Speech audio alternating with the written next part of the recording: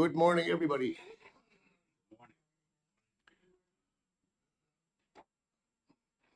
All right. Before we begin, can we rise for the Pledge of Allegiance, please?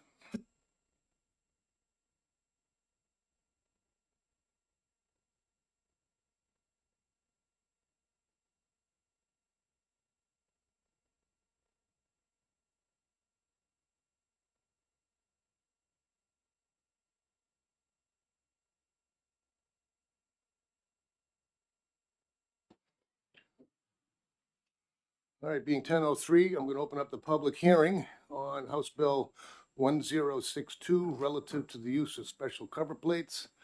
I'll start off by saying anybody who wishes to put their position down one way or the other without speaking, we have our blue sheets up front.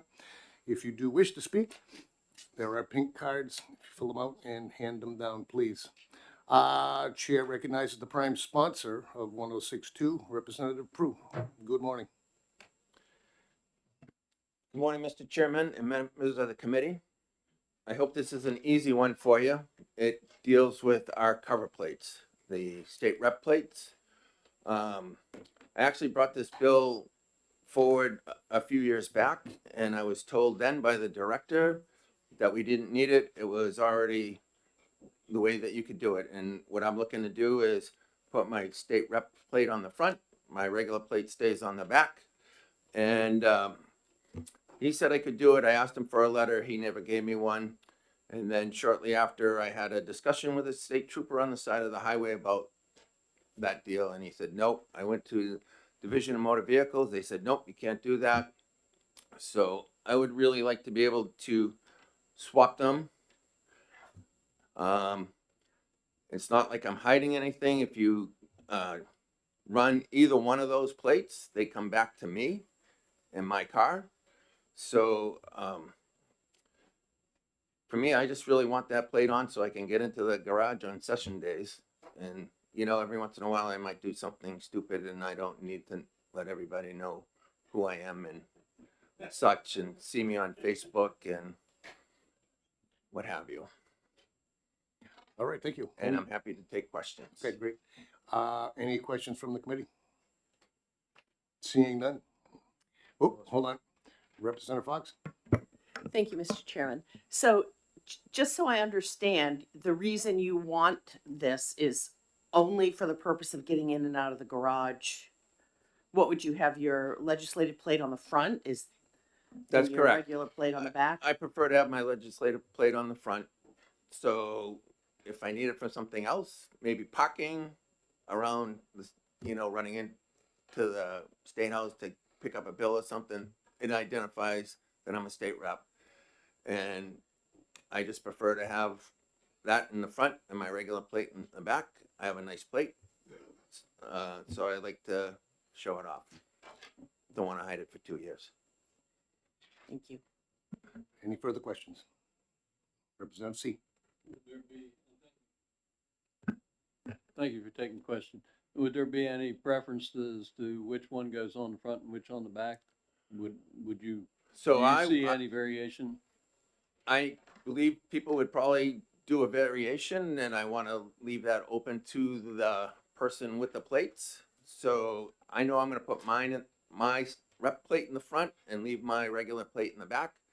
I'm not sure what other people would like to do, but I think they come back to us. So whatever combination, I think is up to them. Any other questions? Wow.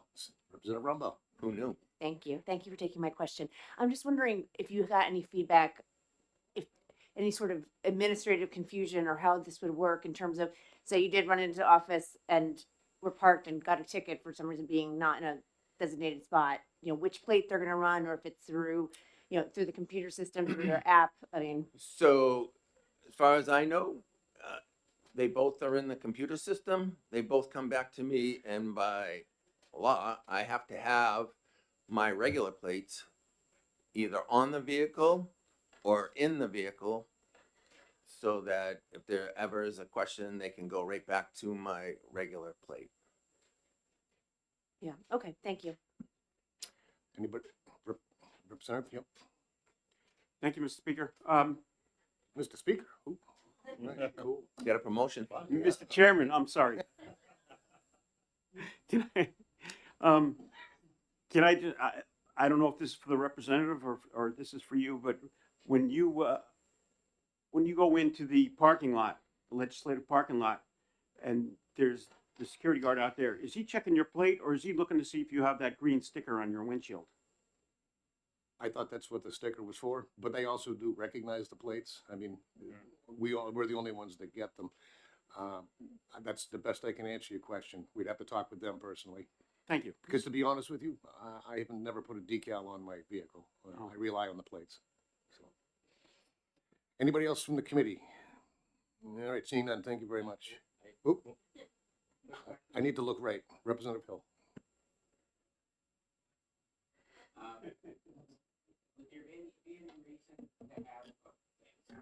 Would there be any reason to have that on the front of your plate for things like the fast pass lane or something like that? Could be. Yeah, because that's what they look at when we go through if you don't have an easy pass. Because I don't think every member has an easy pass anymore. So would you be amenable to an amendment that required to work it the way you currently would like to have the Sure. I just try to be all inclusive, you know, kindler, gentler and all that. And so whatever you people committee decides is fine. As long as I can have my plate on the front, I'll be happy. Thank you. Anybody else? I had always, thank you very much. No more questions. I was always under the impression that you could do what you're proposing to do now also. Yeah. I don't have anybody from safety or DMV signed up with with clarity on this, but if you'd like to offer it, that'd be great. Thanks, Representative.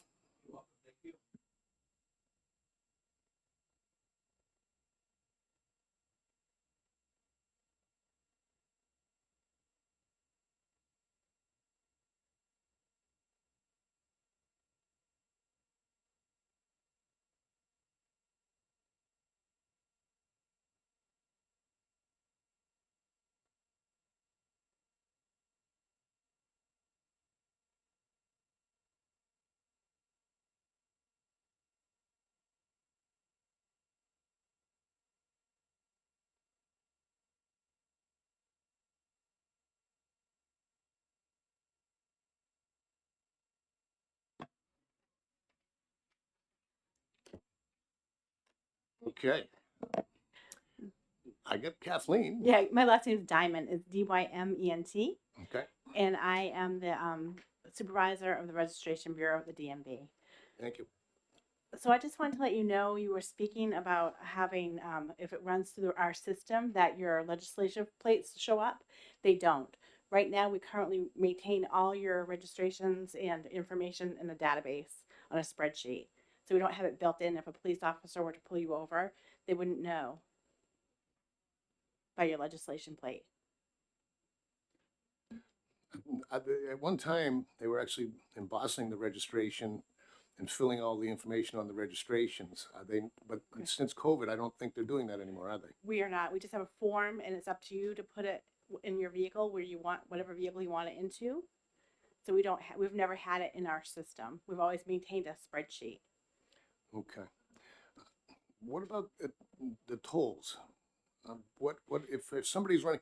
To me, it doesn't matter. You can either run one cover plate on the front or two. What if the tolls? How does the tolls recognize that? Do you know? I know it's not your department per se. Honestly, I don't know how it works. Fair enough. Any other questions?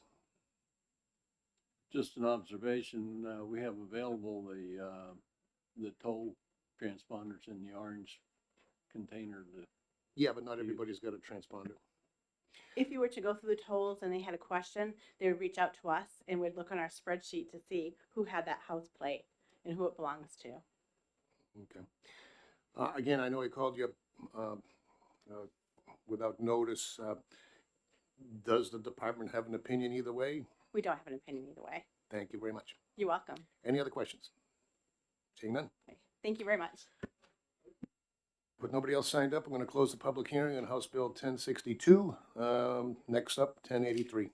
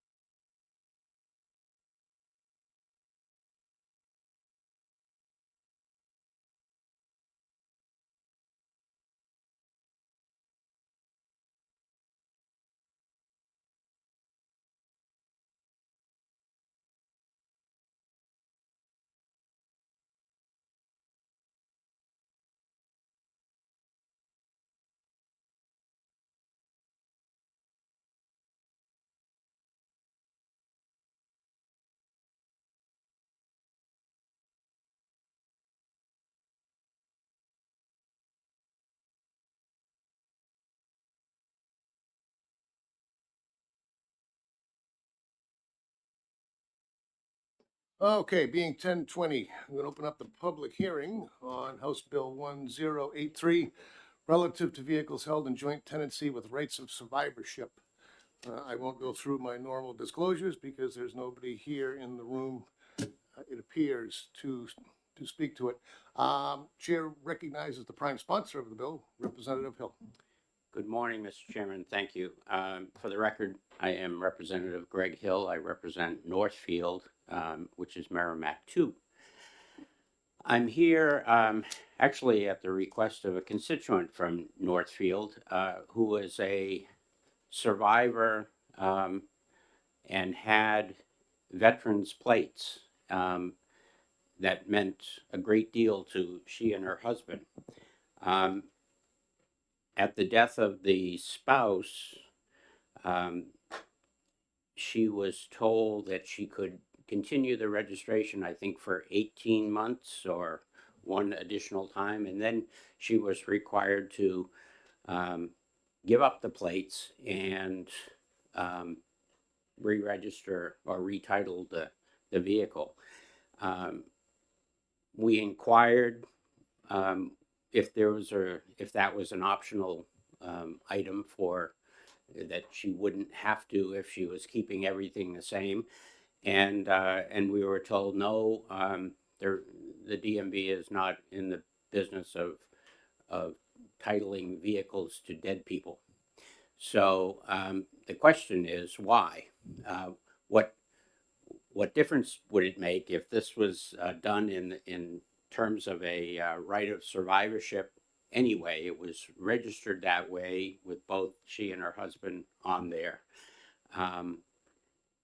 Why wouldn't it be possible for her to just keep the titling the same and not have to retitle the vehicle and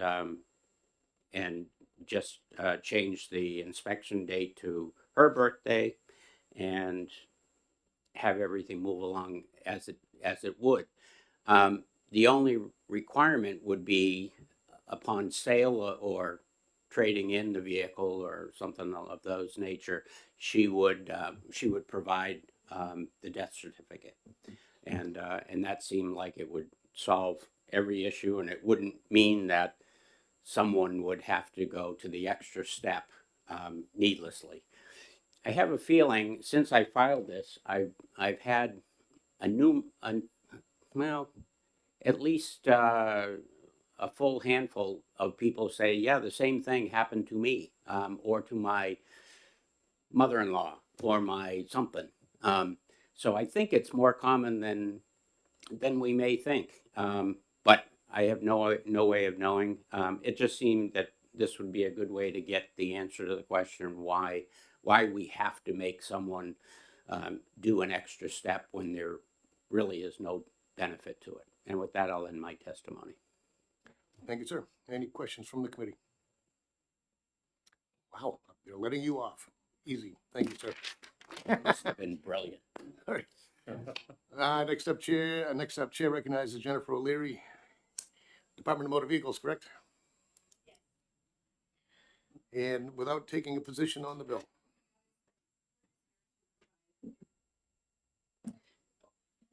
Good morning, Chairman and members of the committee. My name is Jennifer O'Leary. I'm the Title Bureau Administrator with the Division of Motor Vehicles. I have been with the Division of Motor Vehicles for 20 years, focusing mainly on the vehicle side of the division, which would be both registration and title. With me, I have Kathleen Diamond, again, the Assistant Supervisor of Registrations. We wanted to just kind of fill in some of the gaps and let you guys understand why we do have a deceased individual removed from a title and a registration. So an individual who is no longer with us being listed on a registration or a title does open up for certain areas of fraud. For other people to be able to put their names on registrations and titles and maintain ownership of vehicle for an individual that is no longer with us does open up for some areas of fraud. In addition to that, with the veterans plates, it's not us that sets the standard for the veterans plate. It's actually the Veterans Affairs that sets the guidelines for who's qualified to have certain veterans plates on their vehicles. So in this case, if you have a disabled veteran plate on your vehicle and you are deceased, then nobody else can carry that on because they're not the individual that has the disability that is related to service. And that is where I'll end that. Thank you. Any questions from the committee? Representative Sellers. Thank you, Mr. Chair. So you're saying open us up to fraud. Can you explain how? Yes, great question. Thank you for that. So, an individual who is no longer with us cannot sign for ownership, and the surviving spouse can only remove their name, can't actually add their name, doesn't have the legal authority to add a deceased individual's name. So then being able to continue registrations is going to show proof of ownership. It also shows who is with us and who is not. Walking disability privileges are also related to documents that are coming out of our system. So in order for us to monitor that, we also go by the documents that are in there and current and active status. Any other questions? Representative C. Thank you for taking my question. The question I have is, if this were enacted, what might you see as being a problem if the surviving spouse then remarried? Thank you for your question. I think as it relates to registrations, am I understanding your question that it relates directly to registrations Well, and or the title. and or the title? So from the title aspect, it would have no bearing if the individual remarries. There's no privileges associated with that. If the surviving spouse were to want to sign ownership over, partial ownership over to their new partner, then just a proper assignment on the back with a copy of the death certificate would take place. As for registration, I'll turn it over to you.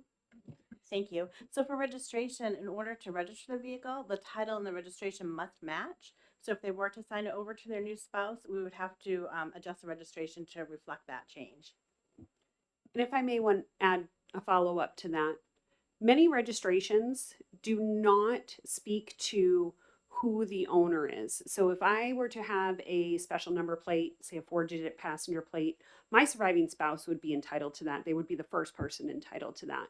So they would, for no charge, complete a transfer of ownership on a title, which is just the title itself and a copy of the death certificate, which they can do strictly right at their town clerk's office.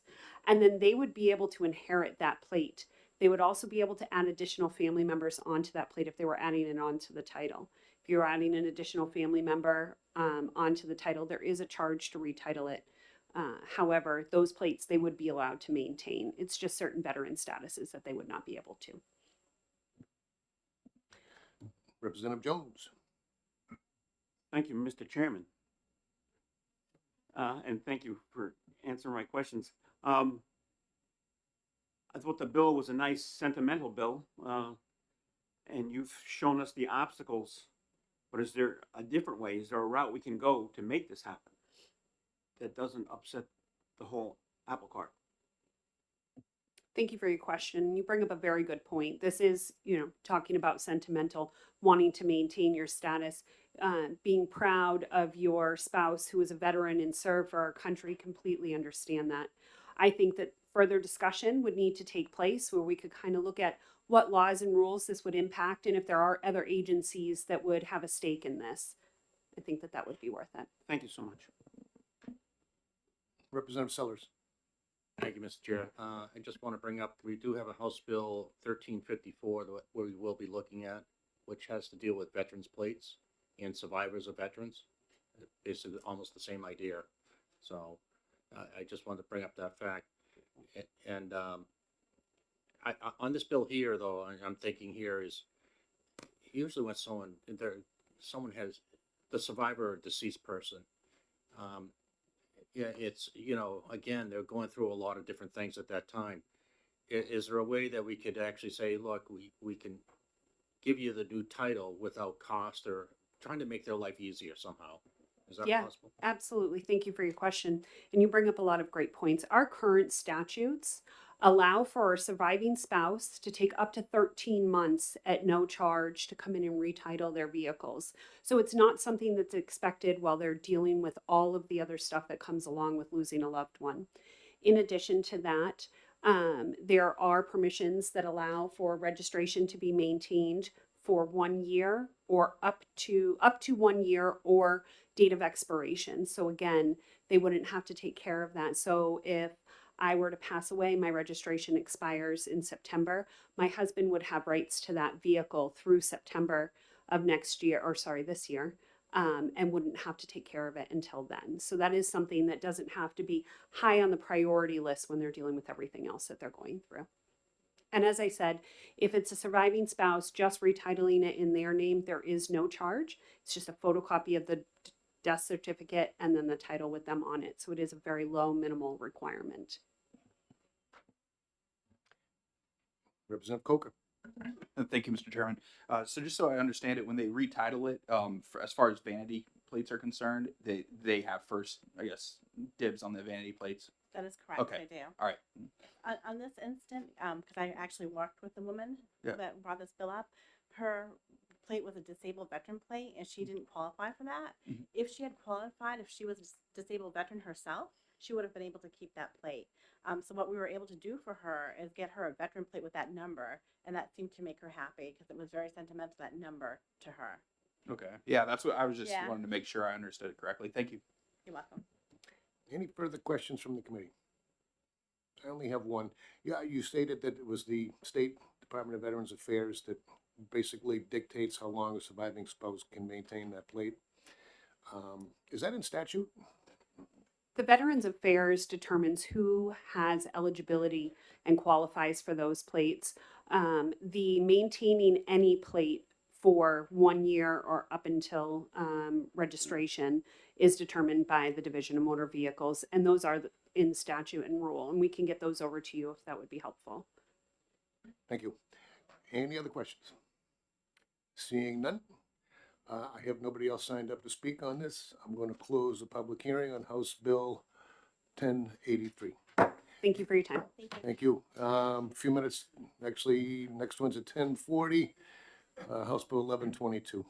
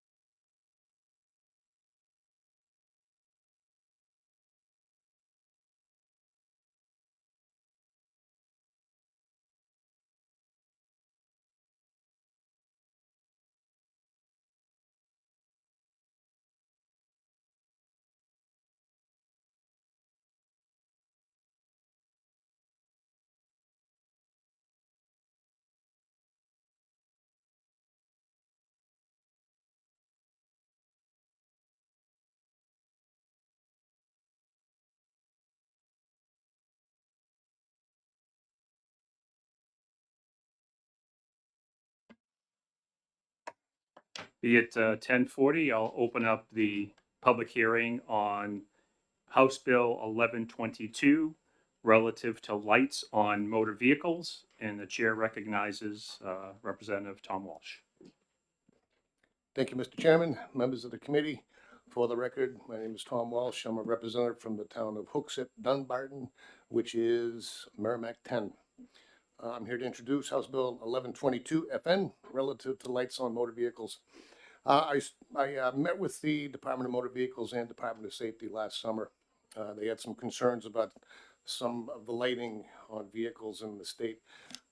Among them are the color of the lights and when lights are being used by your rideshare companies, Uber being blue, by the way, and some of the aftermarket lights, headlights. Some of these things have halos.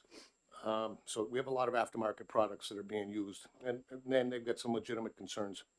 Also, you might notice a lot of people using on their trucks these new LED light bars, which are very, very bright. So after a long meeting with them and a follow-up conversation, I agreed with everything they said. They've got some legitimate concerns, so I put the bill in for them. So I will defer to the details and specifications to the Department of Safety, and thank you very much. And that's how you do it, Representative C. Thank you so much, Representative, for your testimony. Any questions? Representative St. Clair.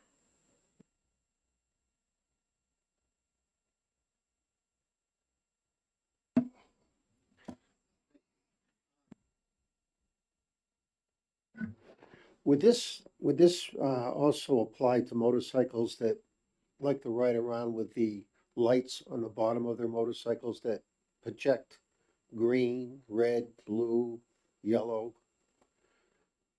So it's not a headlight, it's, you know what I'm talking about, the lights that, thank you. I didn't see anything about motorcycles specifically in here, but I know the colored lamps are a topic. So I'll have to look into that deeper, or the question might be better served to the Department of Safety. Thank you. I do know we did pass a law a year or two ago allowing for 3 lights on the front of a motorcycle versus the 2 for some of these aftermarket lights. But that didn't come up in the conversation that we had over the summer. Follow up. Follow-up? Thank you. When I have these vehicles behind me, I'm thinking a motorcycle, you see the headlights, but you also see these other lights because they're bright, they're low to the ground, so they do catch your attention. And that's what I'm talking about. So you understand what I'm talking about? Not just headlights. Okay, you don't see that as a problem? Okay, thank you. I don't see them that often. Any other questions? Representative Vayu. Thank you. Just a quick one. Does the prohibition on light bars affect work vehicles such as private plow trucks that might need to use a light on the, did I miss that in the text?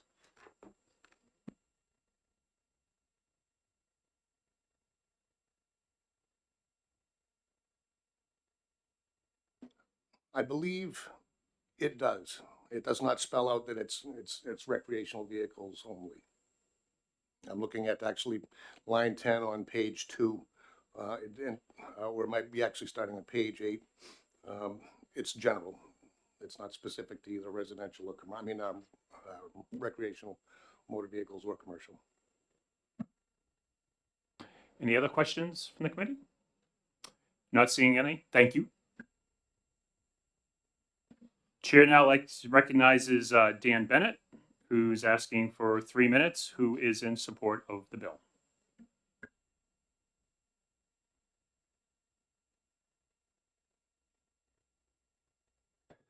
Thank you, Mr. Chairman, members of the committee. Good morning, and I will be brief. Dan Bennett, New Hampshire Auto Dealers Association, or a trade association representing the motor vehicle industry.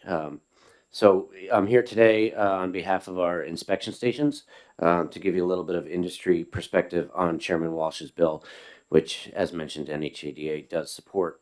The industry perspective is that these couple changes to the inspection law are common sense.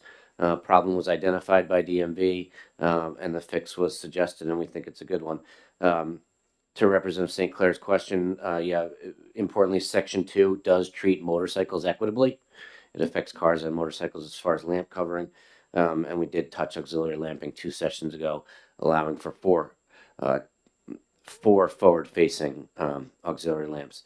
The LED bar, to Representative Ayu's question, is an interesting one. We do support it because it's not requiring capping. In a lot of auxiliary lamping, sometimes you see capping required. This one makes it capping can sometimes come at a cost. So this just says that they can't be illuminated when on away. There is, I guess, a bit of a technical question there because my driveway, if open to the public, can actually be considered a public way. Like a retail vehicle car dealer's lot is considered a public way because the public can access it. But it comes to a law enforcement issue. Where LED light bars are most popular is in plow trucks, on roofs, on plow accessory kits. I highly doubt that law enforcement would enforce a ticket of a moving motor violation for illuminated LED lamp bars when someone was plowing a parking lot for safety. So, although it could be a technicality, in the reality is we don't see it being enforced. But it's the whole bill in itself. They're common sense changes, designed with really roadway safety in mind for those that are traveling on the roads. Oddly colored lights, distracting colored lights, lights that are too bright have some real safety issues, and this bill addresses that. And as a result, as mentioned, we wholeheartedly support it. So I'll take any questions if there are any. Thank you so much. Any questions from the committee? Representative St. Clair. Thank you. Can you explain to me lights that are too bright? Could you be more specific about that? I'll do my best, Representative. Thanks for the question. So lights are rated, and the inspection law indicates how bright they can be. Sometimes it used to be candle power. However, that's pretty dated, right? So I believe they switched to lumens, which is the light output, just like you would find for a home or a fluorescent lamp. Vehicle headlights have lumen ratings too. If it's too bright and it's in an oncoming lane at you, it can be blinding, just like someone driving by with their brights on. So lights have a cap or a maximum output of lumens that they're allowed to have. Thank you. Any other questions from the committee? Not seeing any. Thank you. Thank you. Chair would now like to recognize Carl Huddleston from the New Hampshire Department of Safety, who's requesting 5 minutes, who supports the bill.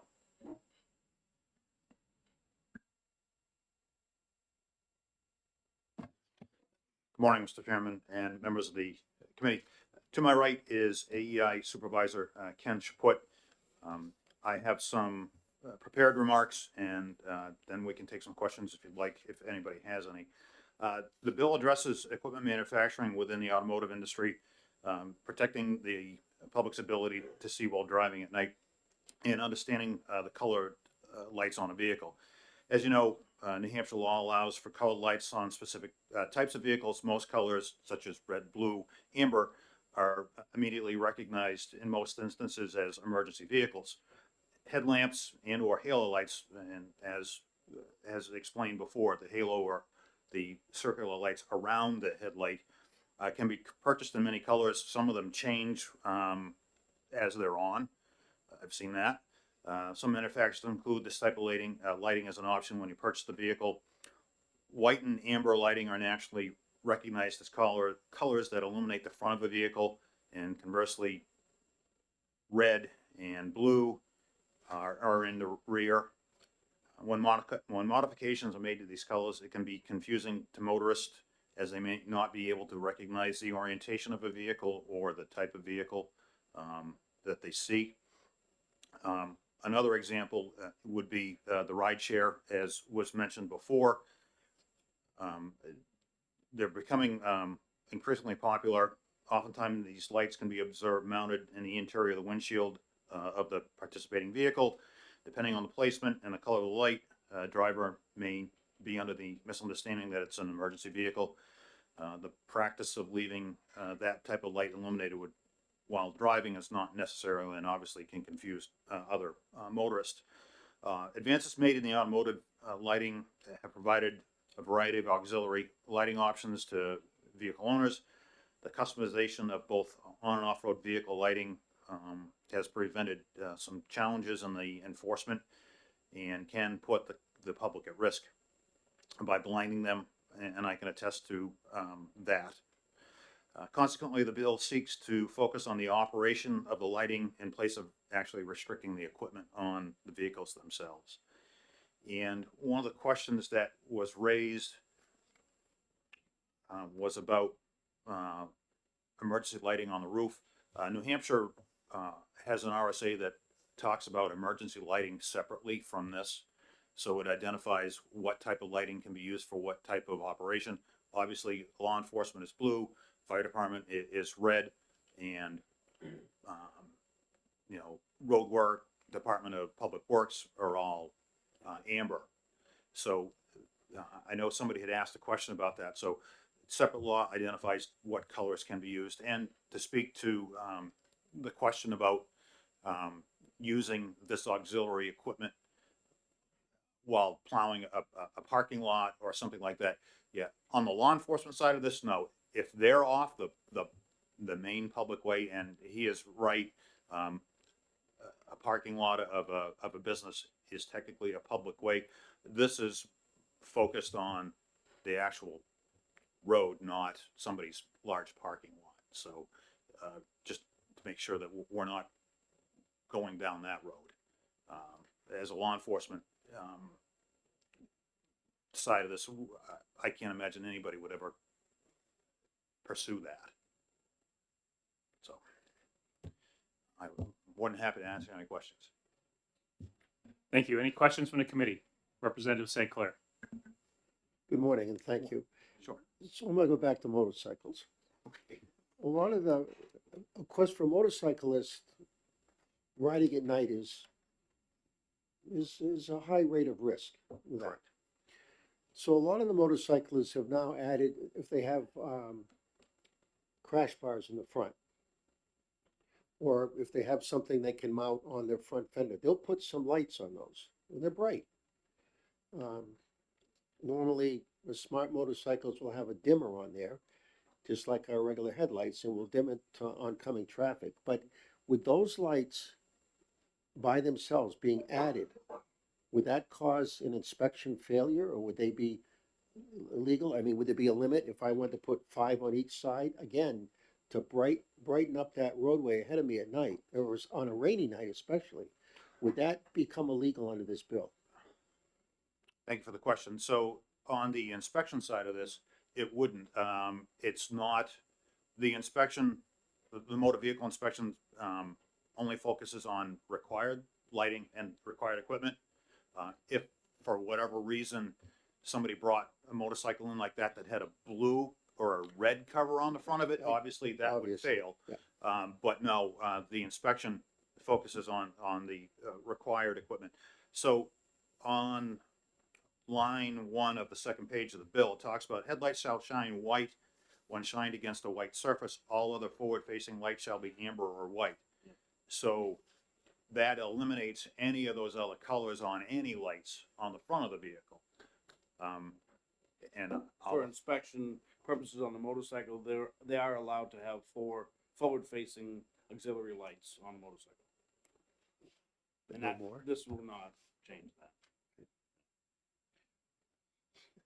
Follow up? Yes, please, thank you. Now, I have not seen this enforced in a long time, but the blue dot on the tail light. Yeah. Yeah. Now, in the bad old days, I call them, that would be probable cause to be pulled over. Correct. Because you had this, which was standard back in the old days, that blue dot on the tail light. Would that be, is that gonna be a problem again? I don't think it's a problem now. I don't think that's an issue whatsoever on the taillights. The main portion of the taillight is red. It's actually doesn't turn it blue, it actually turns it purple. It's not gonna affect the inspection portion of that, no. Okay, thank you very much. Any other questions from the committee? Representative Jones. Thank you very much. Thank you for being here. In many of the smaller communities that have volunteer fire departments, the firefighters actually sometimes have light bars right on their own personal vehicles. And I guess the reason is because they're not responding to a fire from the station, they're responding from their home to the fire station. What is the law with that? I've seen them in red, I've seen them in blue. Thank you for the question. Just so you know, I am a call firefighter as well, so I'm quite familiar with this. So again, the state has a specific law that talks about colors for specific operations. Yes, fire department operations are listed as red. So this first of all would not affect us at all. It's actually it's called emergency lighting. So it does not. This bill does not have any effect on that at all. The law that talks about emergency lighting says, again, blue is police, red is fire, amber is for everything else. And this particular bill wouldn't affect that at all. Follow up? Thank you, sir. So it can still be considered emergency lighting even if it's on a private vehicle? Correct, sir, yes. That answers my question. Thank you. Sure. Representative Foot. Thank you, Mr. Chair. On page 1, lines 22 and 23, every lamp, bulb, or light used in any headlamp shall be such candle power as specified by the approved device. So, what is too bright, and is there a way for you to be tested? Like, is something? So my understanding is that any light that you purchase, you can find the actual lumens that it puts out if you care to. The state does have a standard. I don't know it off the top of my head. Okay. So is there sorry, Mr. Chairman, follow up? So is there a way, if someone a vehicle would be pulled over, is there a way that the officer would be able to test on the roadside if that vehicle lamp is too bright based on just opinion, or is there an actual tool they use? There is a tool, however, we don't carry it roadside. One of the other things that can be done, and I know in some testimony, I believe last week, it talked about a forced inspection. If we stop something roadside, we can have it towed in, have an authorized inspection station do a forced inspection to address a certain area. That, I believe, is something that you could use in that type of an instance.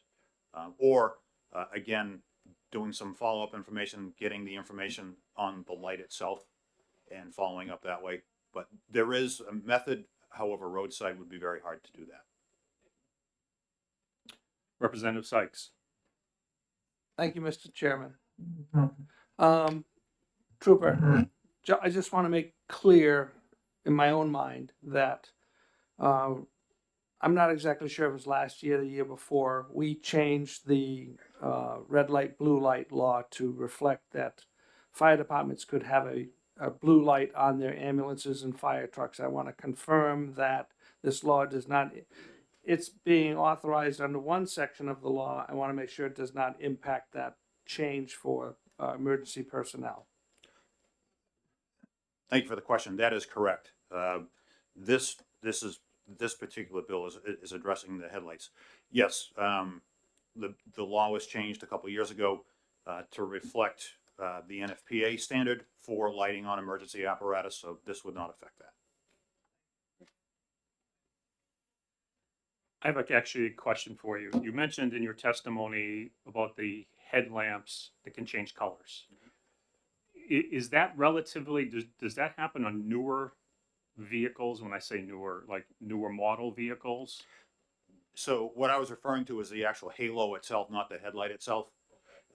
There are some LED halos that will change color. I don't know how it's programmable, because the LEDs have a number of different colors that can be emitted from them. So, and I've seen them, they change from orange to red to blue and everything like that. So, I can answer that question. Okay. So I did some research and I posed several manufacturers that do have the halo lights, and every manufacturer that does have a halo are not programmable and they're not changeable. They are only to be amber, facing forward. If they do change color, it's an aftermarket light, and that's what this is trying to prohibit. The aftermarket light is programmable with a remote control. You can do it at any time while you're driving. I don't believe that this bill is going to affect it if the vehicle is parked, sitting at a car show or that type of thing. But if you're driving down the road or you're using the vehicle upon a way, it's not to be changed. It's supposed to be one color. It's supposed to be amber, the manufacturer recommended color. So I guess that's my next question is, Yeah. can these be retrofitted to older cars? Yes. Yes. They do actually do make them for many makes of vehicles, older ones, new ones, all of them. You can actually, Amazon has you just put in halo lights and a ton of them come up. They're all LED, and those are the only ones that are color changing. The stock ones do not change color. I haven't seen them, so I'm going to keep my eye out when I'm on the road. Yeah, you'll see them purple, pink, Okay. all kinds. They actually move. There's all kinds of different colors. Okay, thank you. Yeah. Any other questions from the committee? Not seeing any. Thank you. Thank you very much. Thank you. And with that, I don't have any other cards for any further testimony on this, so I am going to close. This will close the exec session on HB 1122, public hearing on. Thank you. 1122. Our next bill will be HB 1123.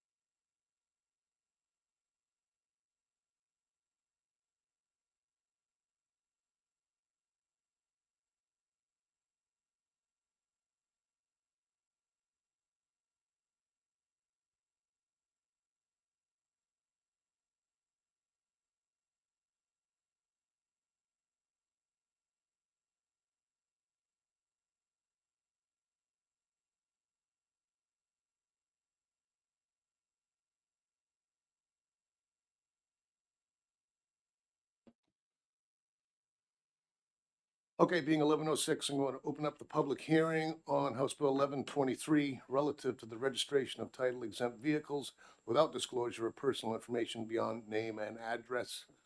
I held off for a few minutes hoping the prime sponsor would make it, but whether it's weather or not, I'm not sure.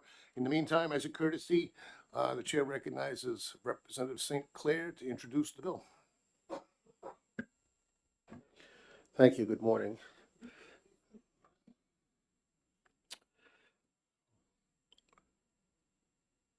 This bill, reading my sheet here, is going to limit. Can I get you to, for the record, state your name and Yes, district, well, please? I figured I'd cut right to the chase. You didn't let me off the hook. So I know. now you're off. Touche. Representative Charlie St. Clair from District 5, Laconia. And this is House Bill 1123 relative to the registration of title exempt vehicles without disclosure of personal information beyond name and address. This bill is going to eliminate disclosure of personal information beyond names and address for the registration of title exempt vehicles. Thank you, sir. I'll take any questions. Well, sure. Any questions from the committee? Seeing none. It's been a pleasure. Thank you. Thank you. I have nobody else signed up for this. Nobody from DMV or anybody interested in a position on this? No?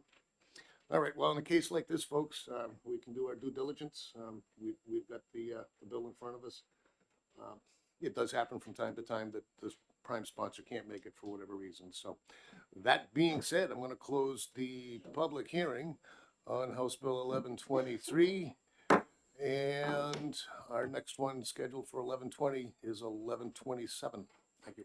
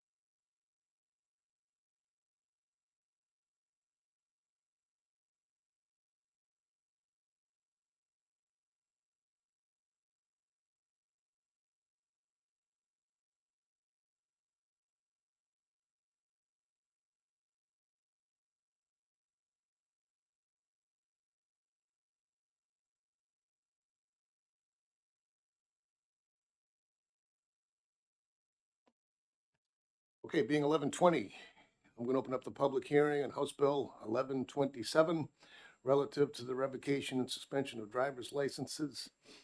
Chair recognizes the prime sponsor, Representative Leon.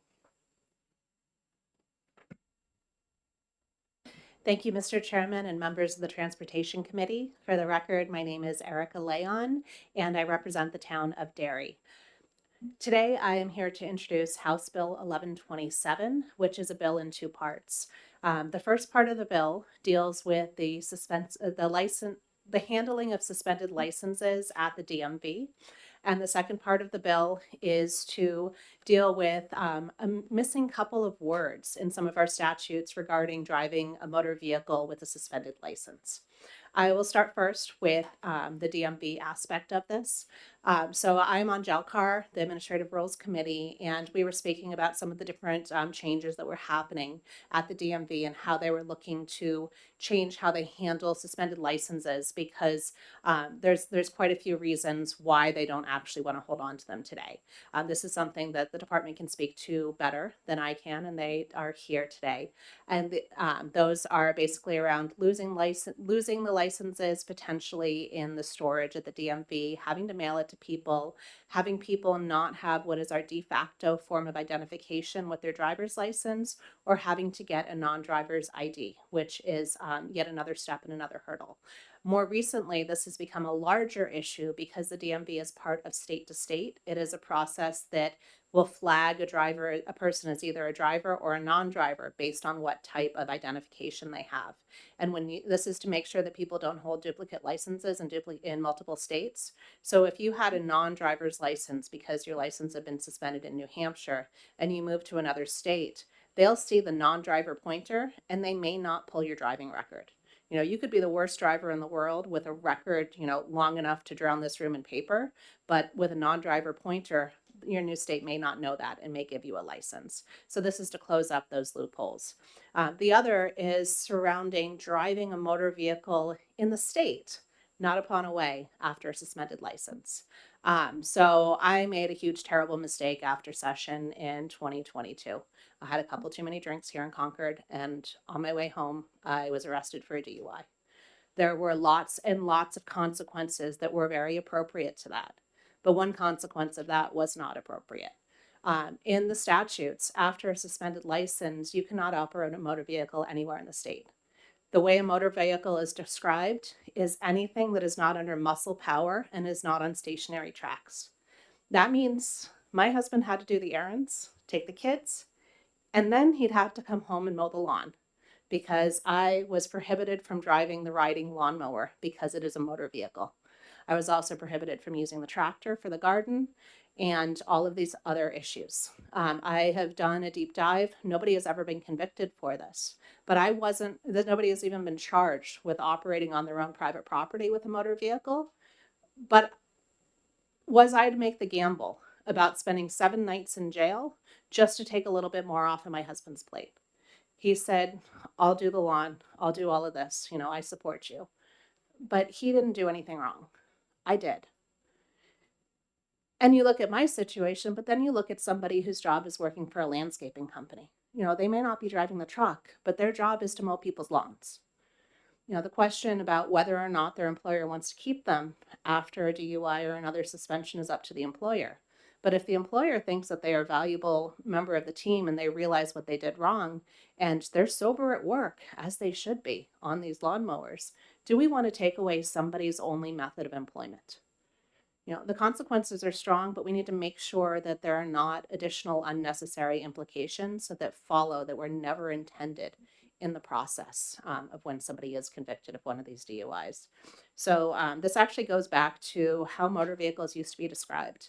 In statute, before we totally redid our statutes, a motor vehicle was described as something that operates on a way. We had our other driving rules, but when they were sort of standardized, it was left out to say that no person shall drive a motor vehicle in this state while the person's driver's license or privilege to drive is suspended or revoked by the action of the director or the justice of any court in the state or any competent out-of-state jurisdiction. The second section, which is section 4, simply adds the words upon a way, which standardizes that with all of our other rules surrounding driving. The other part, there is a small little wiggle down in section 5 and 6.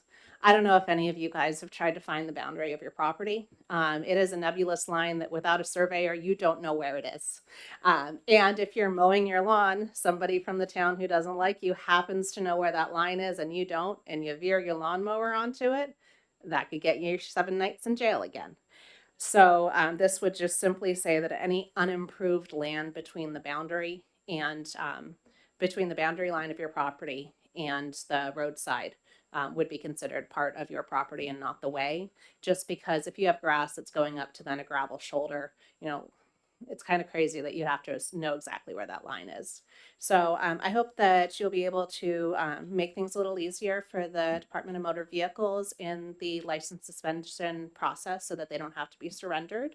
And also just make it so that we don't have this sort of Damocles hanging over everybody's heads saying that nobody's ever been prosecuted, but do you want to be the test case? So with that, I'm happy to take any questions. Thank you very much. It does look like you've done your homework. My first question is, would you like to join us on transportation? Depends when you meet. Representative St. Clair. Thank you. And thanks for coming forward with this bill. Have you ever met anybody in your entire life in this state that knew that if you lost your license for driving under the influence, that would affect that you could not mow your lawn on a motorized lawnmower? No, I haven't. And I've actually had dozens, if not more, lawmakers tell me that no, it's proper property. You can still operate your lawnmower. But unfortunately, our job, well, our opportunity today is to make our laws actually say that. Thank you. Any other questions from the committee? Representative Sykes. Thank you, Mr. Chairman. Thank you, Representative, for taking my question. I want to walk away from the lawnmower part of the bill to the part of the bill where it talks about surrendering of a driver's license. Mm-hmm. And that seems to me is a much more substantive real world problem versus nobody who's ever been convicted about driving their lawnmowers. So could you please go into a little more detail about how that lack of surrendering or would work in the real world for people? Thank you. I can definitely go into that. As you're aware, many places you go, you're required to show ID, whether it's to buy beer or wine or liquor, buy your cigarettes, to go vote, to enter certain private events where you need to validate who you are. Our driver's license has become a de facto identification card more than it has become a permit to drive.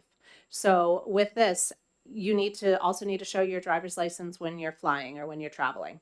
So it becomes a significant hardship when you don't have an ID card to show and to provide. One of the questions that had been raised by somebody is, well, what if you still have your license, but your license has been suspended? Will the police know? I was talking to Senator Lang, who used to be on the other side of those stops with people, and he said that almost every single time you stop, you have a radio and you call it in. You call for a check on the person and the validity of the license. There may be a couple times when your radio doesn't work, but there's also the question too.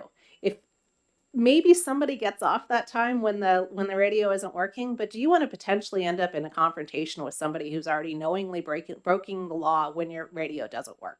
I don't think that would be a good idea. There could be the possibility of marking your license in some way, but then it becomes more of a cost. It becomes more complicated. I'm not sure that that's necessary with the license. The other part is around if you do surrender it and then get a non-driver's license, then that works, except it's another trip in. I know there's a lot of people that are concerned about all of these different costs that may be small to us, but maybe the thing that ends up meaning that a family skips a meal because they're spending an Uber to go get to the DMV and then go spend $10 on a non-driver's ID. For some of us, that's not a big deal, but for others it is. But I really think that the largest, most glaring reason for this change is the state's move into state to state. Because having that system that can make sure that nobody has a state issued ID that in multiple states And the fact that you're flagged to either a driver or a non-driver really opens up a big potential wormhole of unintended consequences if we require people to surrender those licenses. So this has been an established practice at the department for a while. It happened under previous leadership and it's continued under the current leadership to send those licenses back. They had been operating because the previous leadership within there had already established it. They didn't recognize that there was a gap in our laws that needed to be remedied. So when that came to the fore at the JELCAR meeting, they asked if anybody would help them change the law, and I volunteered. Any further questions from the committee? Representative Coker. Thank you, Mr. Chairman, and thank you, Representative. So you mentioned the you mentioned the penalty for driving on the suspended license. That's 7 days or 7 nights in jail. Is that or the So first offense or the penalty for Yeah. driving under a license that's suspended under a reckless or a DUI or any of those more enhanced charges, as they should be, is a lengthened time of license suspension. I forget if it's 6 or 9 months additional, plus 7 nights in jail. Okay. All right. Thank you. You're welcome. Representative Hill. Thank you, Mr. Chairman. Thank you for your testimony. Over the summer, there was a rumor running around, and I'm not sure if you heard it, of people being stopped for DUI, but some judge in New Hampshire was suggesting to whoever lost their license, go pick up an electric bike and off you go. It sounds to me from your testimony that would not be good advice. I would agree that that's probably not good advice. I've heard that before, and I knew a decade plus ago somebody who had an electric bike. There's some part of the statutes that may have some wiggle room there, but this part here that's being addressed in RSA 236-64 would make it clear that even if under another section of the statutes you were okay to operate that electric bike, you can't under this statute. And this, as this would change, it still would say that you can't operate that electric bike upon a way. Follow up. Does it also, in that statute, does it also follow that you wouldn't be able to use your battery-powered wheelchair or any other device?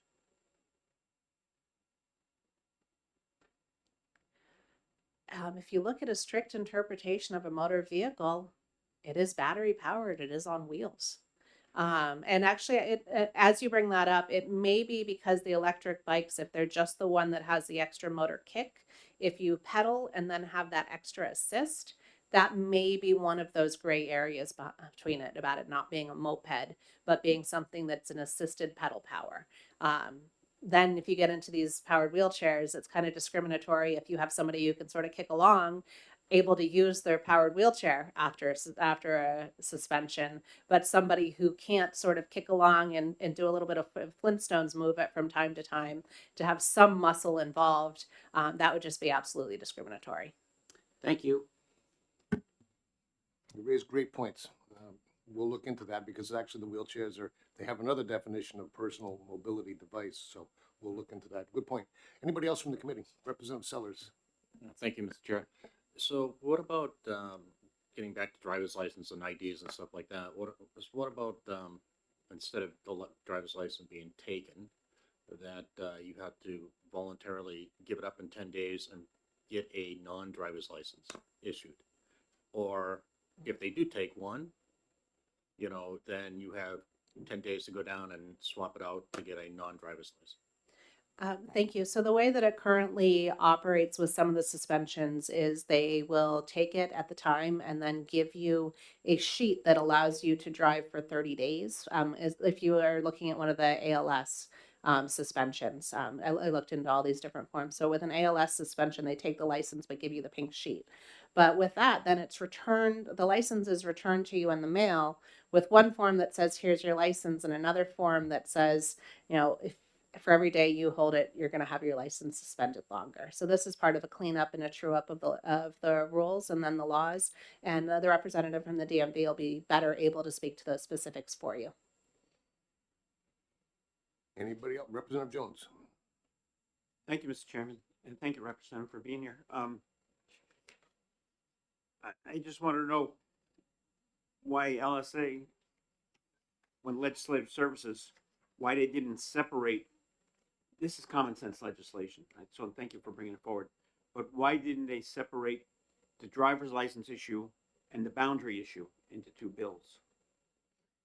Well, thank you. Both of these are regarding suspended licenses. And so since they're both part of suspended licenses, they sort of work together and then we have one hearing as opposed to multiple hearings. It's just a technical change as far as the procedures of the department in order to make that change to the statutes to back up the practice that they've been undergoing. And this other one as well is something that takes what seems to be a common sense understanding and puts it into law. I was just thinking that there could be other issues that. Follow up? I'm sorry, Mr. Chairman. Yes, follow up. Okay. I was just wondering, there could be other issues where the definition of the boundary takes place other than driving. Okay. And would we be upsetting a definition somewhere else in another piece of legislation?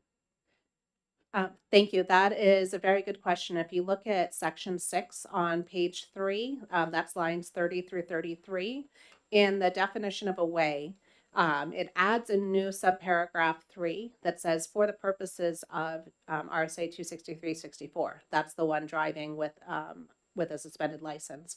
Any unimproved land between the boundary lines described in paragraph 1 and the maintained portion of the roadway. And that has, if you go back to section 1, which is in, subparagraph 1, which is just above that in section 5, it has the definition of way. There's already a carve out for the paragraph 2, so this simply would add another carve out for that paragraph 3, that only for the purposes of driving with a suspended license would that change in the definition of way take hold. That answers my question. Thank you. You're welcome.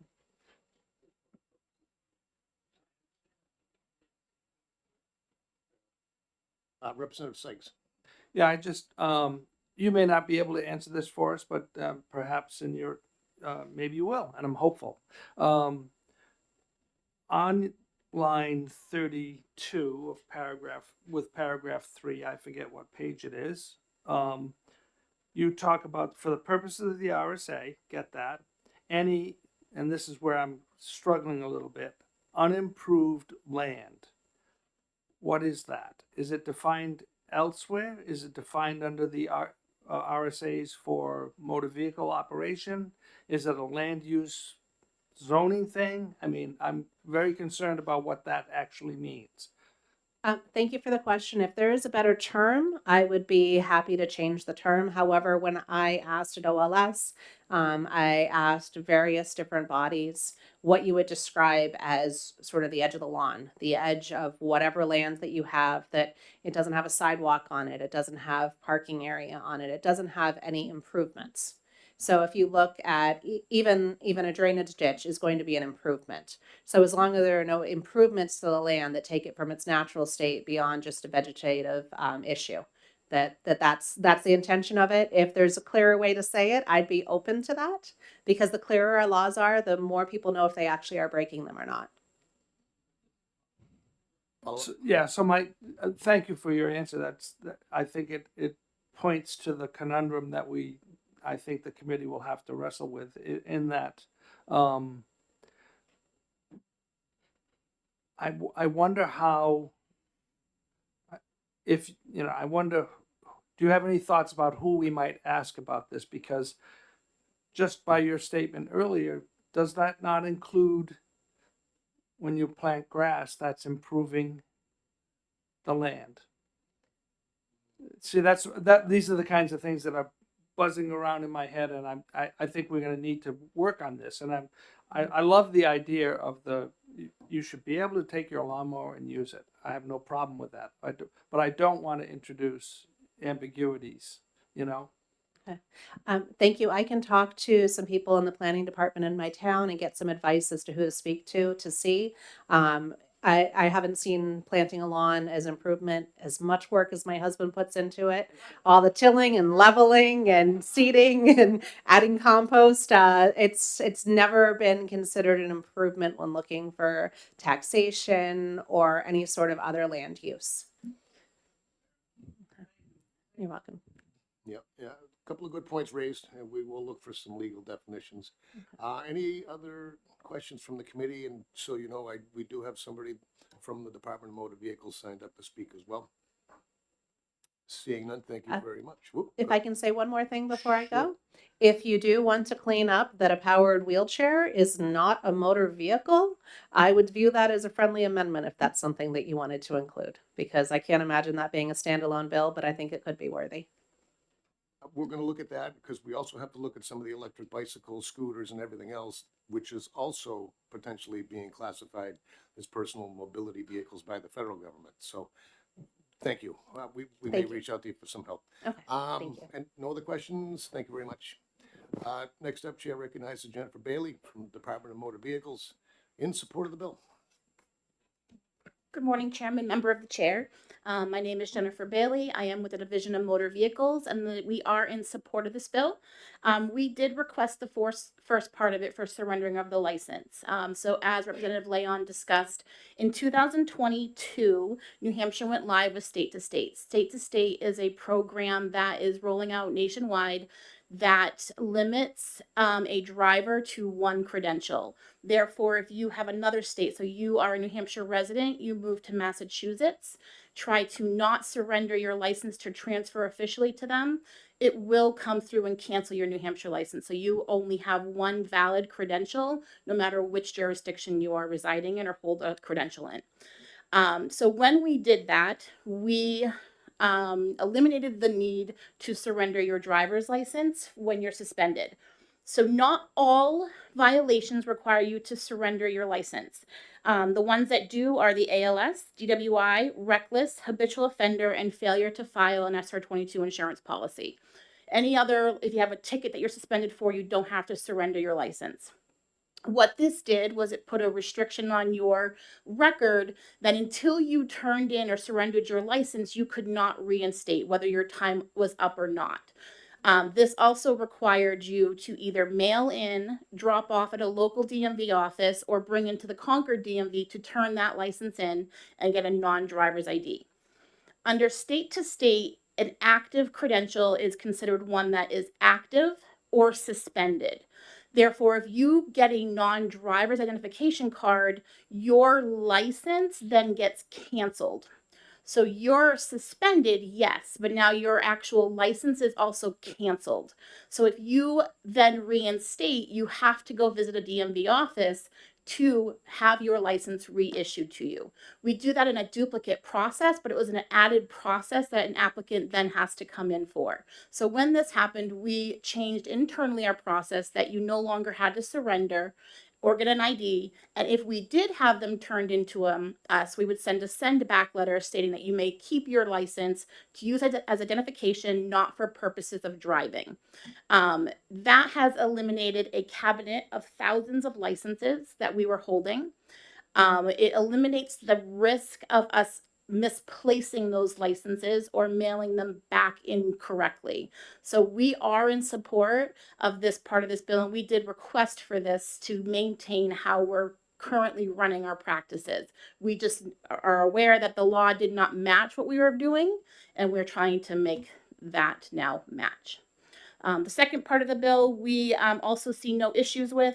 I did provide some written testimony, and the upon away is used in several other driving offense laws. So RSA 263-1, 263-63, 265A2, 265A3, A4, and 14 are all laws that you cannot be convicted of those violations unless you are driving upon away in a motor vehicle.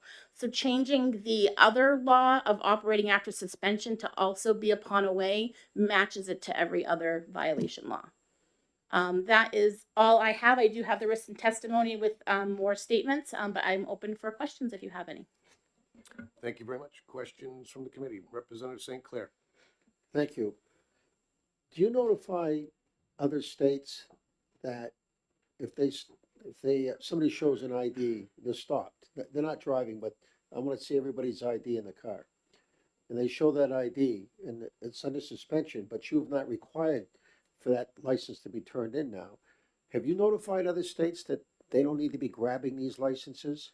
Yes, we did go through law enforcement and through other agencies that they no longer have to surrender them. Right now, the only licenses that we do get surrendered to us on a normal basis are ones for stops with ALSs. Those Right. ones are still coming to us, and we do mail those back currently. So just a quick follow-up Yep, to follow. clarify. So you're telling me that all other 49 states have been notified, their law enforcement, not to pull a driver's license from a New Hampshire resident because they don't need to? Well, we actually have, I've been with the DMV for 18 years and we've never had a license turned in from an out-of-state law enforcement officer.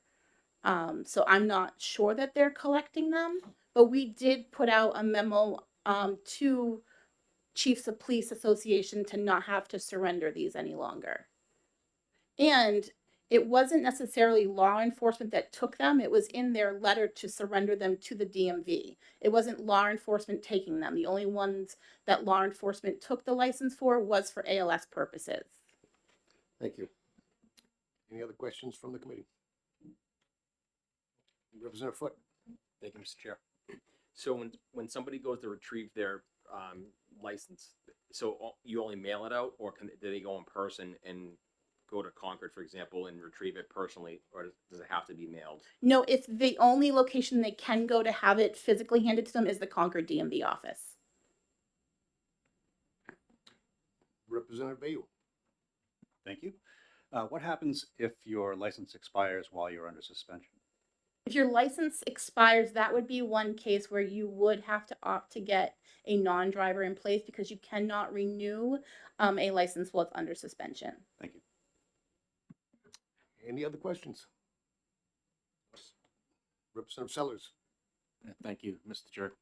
So in that case you just talked about there, what happens when their suspension is over? What do they do with that at that point?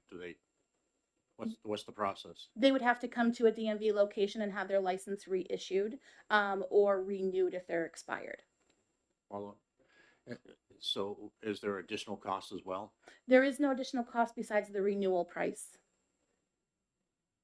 Any other questions? Seeing none. Thank you very much. Thank you. With nobody else signed up to speak on this bill, I'm going to close the public hearing. Not too bad. We have a little extra lunch. Next hearing will be at 1 o'clock, House Bill 1158. Thank you.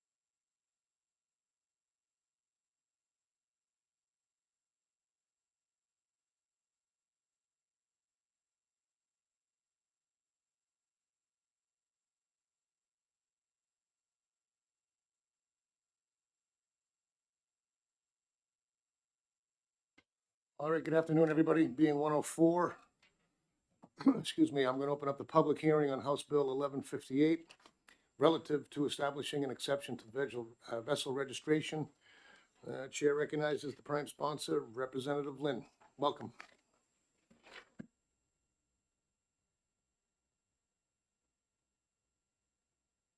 Thank you, Mr. Chair and members of the committee. I introduced this bill based on information I received from one of my constituents or a constituent's family who are here to maybe explain in better detail than I can. But basically to correct what I perceive to be, and I hope the committee will agree, is sort of a catch-22 situation that exists under current law. The situation is this.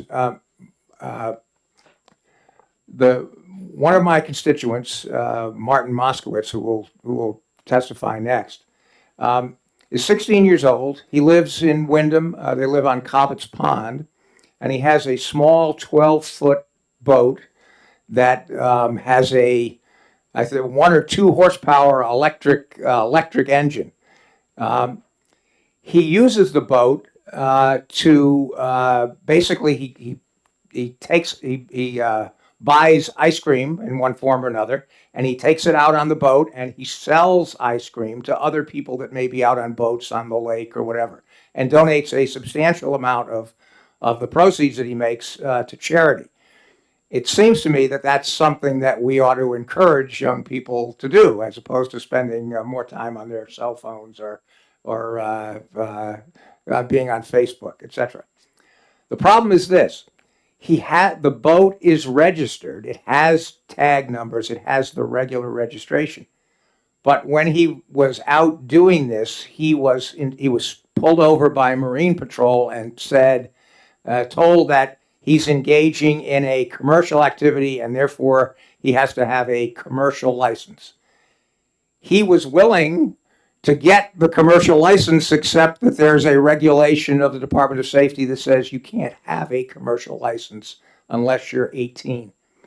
He's only 16, or at least was at the time.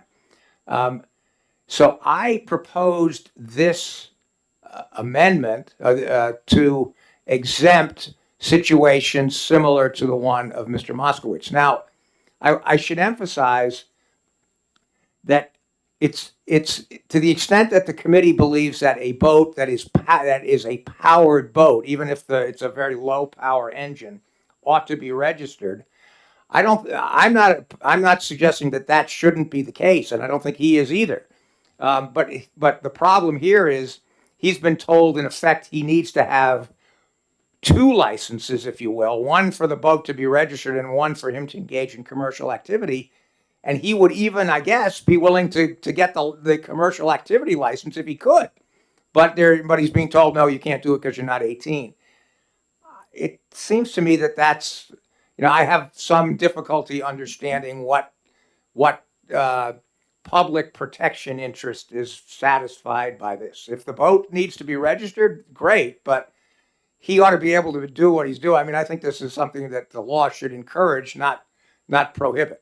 And so that's basically the purpose of this bill. If it needs to be redrafted in some way to accomplish more precisely what my purpose is, I'm more than happy to do that, to work with the committee or any members of the committee to try to do that. But that's basically what my intent is. And with that, I'm happy to answer any questions. Thank you, sir. I see one already. Representative Hill. Thank you, Mr. Chairman. Thank you for taking my question. I ran into this with a child with a donut business. But we ran into the hawkers and peddlers side of things as well, which I'm seeing nodding of heads behind you. Okay. But this is basically a floating lemonade stand, is it not? And did you look up where we stand in New Hampshire for for lemonade stands and the limits. I don't recall if there was a $5,000 You know- limit on things like that. You know what, I do recall having some discussions about the lemonade. Isn't there something that limits the lemonade stand to your property or something like that? If you're selling it on somebody else's property, it might be, I don't know the details, but I thought that there might be He something. does. He knows behind you. I'll Okay, defer. that. okay. Thank you. Actually, hold on, we'll call you up in a minute. So anyway, I guess all I'm saying is what I think. Bottom line is, there ought to be a way for him to do this, and right now he's just flat out prohibited from doing it, and it just seems to me that doesn't make a lot of sense. I don't, as I said, I don't see why that's furthers some kind of good public policy. Representative C. Thank you, Mr. Chairman. Thank you for taking my question. It looks to me like, regardless of whether or not the vessel has a registration number on it, he would still be doing a commercial business. So I'm thinking that what really needs to be addressed is the minimum age for being able to do commercial, business. That might be a way to, sure, that might be a way to handle the situation. And again, as I say, I think what we ought to change is basically what prohibits him from doing it. And if the way to do that is to change the age, that might make perfect sense to do that. Representative Sykes. Thank you, Mr. Chairman. Thank you, Representative, for taking my question. So I think Representative C has hit on the points that I was curious about. One is I'm concerned that I'm going to phrase this a little bit, that you've presented a very real world problem which demands and deserves a solution. But I wonder why you chose the route that in terms of boat registrations, because there's a bunch of stuff from federal regulations and the funds that derive from boat registrations. There's a question about how algae is spread from pond to pond, and they try to keep track of the boats that are moving from one pond to the next. Not that that's here, but there's speed enforcement issues. There's a whole bunch of stuff that it's a can of worms that that might be open and maybe the easier fix. Do you have? So I was curious about your point of view about alternative solutions versus the one you've presented us. Sure. No, and it's a good question. One of the things that I drafted the bill this way initially because I thought it was sort of the simplest way, but I understand your point. I think I was not particularly focusing on what the concerns you're raising, which I think are legitimate concerns. The part of the difficulty is that I think the whole sort of 270 statutory scheme is not all that clear. For example, if you looked at just 270E2 and E4, that talks about the registration of the vehicles. There's no sort of reference in there to what I think if you read RSA 270E22, at least inferentially talks about having another sort of license, the commercial license, beyond just having the boat registered. And so that was part of the difficulty that I was dealing with. And as I say, I was not thinking of the particular issues that you raised, but I think they are legitimate issues. Follow? Yeah, thank you, Mr. Chair, again. Representative, so now I'm going to ask you a somewhat loaded question, so you can deal with it as you will. Would you be amenable to having amending the bill to fix the problem, which, as I see it, is that somebody 16 can't get a hawkers and peddlers license or whatever other kind of license that he needs, amending the bill to fix that and then having it re-referred to another committee, because I have some, I think how do you feel about that? Yeah, no, I mean, that might, I would be particularly interested in how the Moskowitz is what they have to say about that, but I think that might make some sense. The only question that I guess I would have is this, is what Mr. Moskowitz is doing, is this really something that you want to characterize as commercial activity at all? I mean, it's at a pretty low level. And so I throw that out there. Maybe you do. Maybe there are reasons that you want to do that. And if that's the case, then I think it would be perfectly legitimate to simply lower the age so that somebody like Mr. Moskowitz is able to do it. But I would raise a broader question about whether you really want to consider this to be commercial activity at all. And that's why, I had put in the limits of, it can't involve alcoholic beverages or things like that. It has to be under $5,000 a year, that kind of thing. And obviously those, the $5,000 is, I frankly just picked that out as something I thought sounded reasonable, but if it should be higher or lower or whatever, I defer to the committee on that. Any other questions from the committee? The only one I have, but I'll defer to somebody else. Why do I have a funny feeling there's some federal regulations involved in this? But I'll ask. I think somebody else probably can nail the answer. So thank you very much, sir. Great, thank you.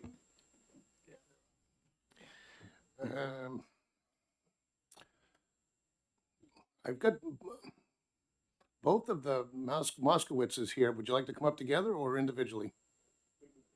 Okay. Then the chair recognizes Martin and Aaron Moskowitz, who are in support of the bill. If I can get you to state your name for the record. Hi, my name is Aaron Moskowitz, and this is my son, Martin Moskowitz. So to give you a little history, and I'd love to respond to some of the questions that came up, is the lemonade stand law. I did research it, and it does restrict you to your property. And I talked to the Marine Patrol. The Marine Patrol said, well, if he stands on our dock on Cobbetts Pond, that's our property. So he can sell whatever he wants. But the minute he goes into the lake, now he's covered by state law and state commercial restrictions. So we did what we were supposed to. We did get the hawker and peddler license. While I think it should be free for kids under 18, we did pay for it. We paid for it for 3 years now. I'm a retired naval officer, so I get mine for free. But we have done all the research. We've done everything we're supposed to do. He has a 12-foot plastic Coleman rowboat with a 0.1 horsepower electric trolling motor. It is registered, as the other representative has talked about. When I talked to the Marine Patrol originally 3 years ago, he's been doing this for 3 years. We were told we had to register the boat as a commercial vessel. As an ex-naval officer, I'm like, what are we talking about here? He said, you have to register it as a commercial vessel. You're engaging in commerce on a state lake. I said, sure.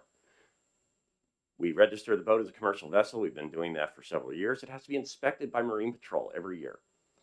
So the Marine Patrol officer comes to my house, says, where's the commercial vessel? I said, it's right there on the ground.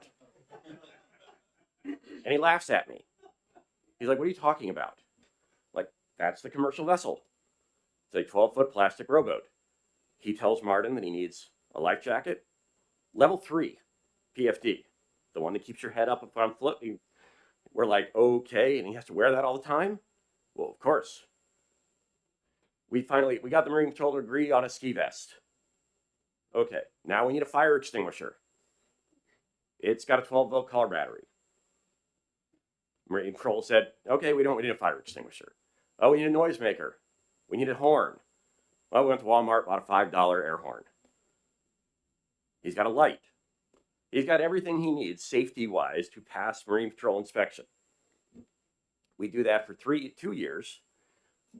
Last year, the Marine Patrol officer came up, 2 years ago, 2020, I guess summer 2022, came and said, I don't want to do this anymore. I have better things to do with my life than inspect your 12-foot plastic rowboat.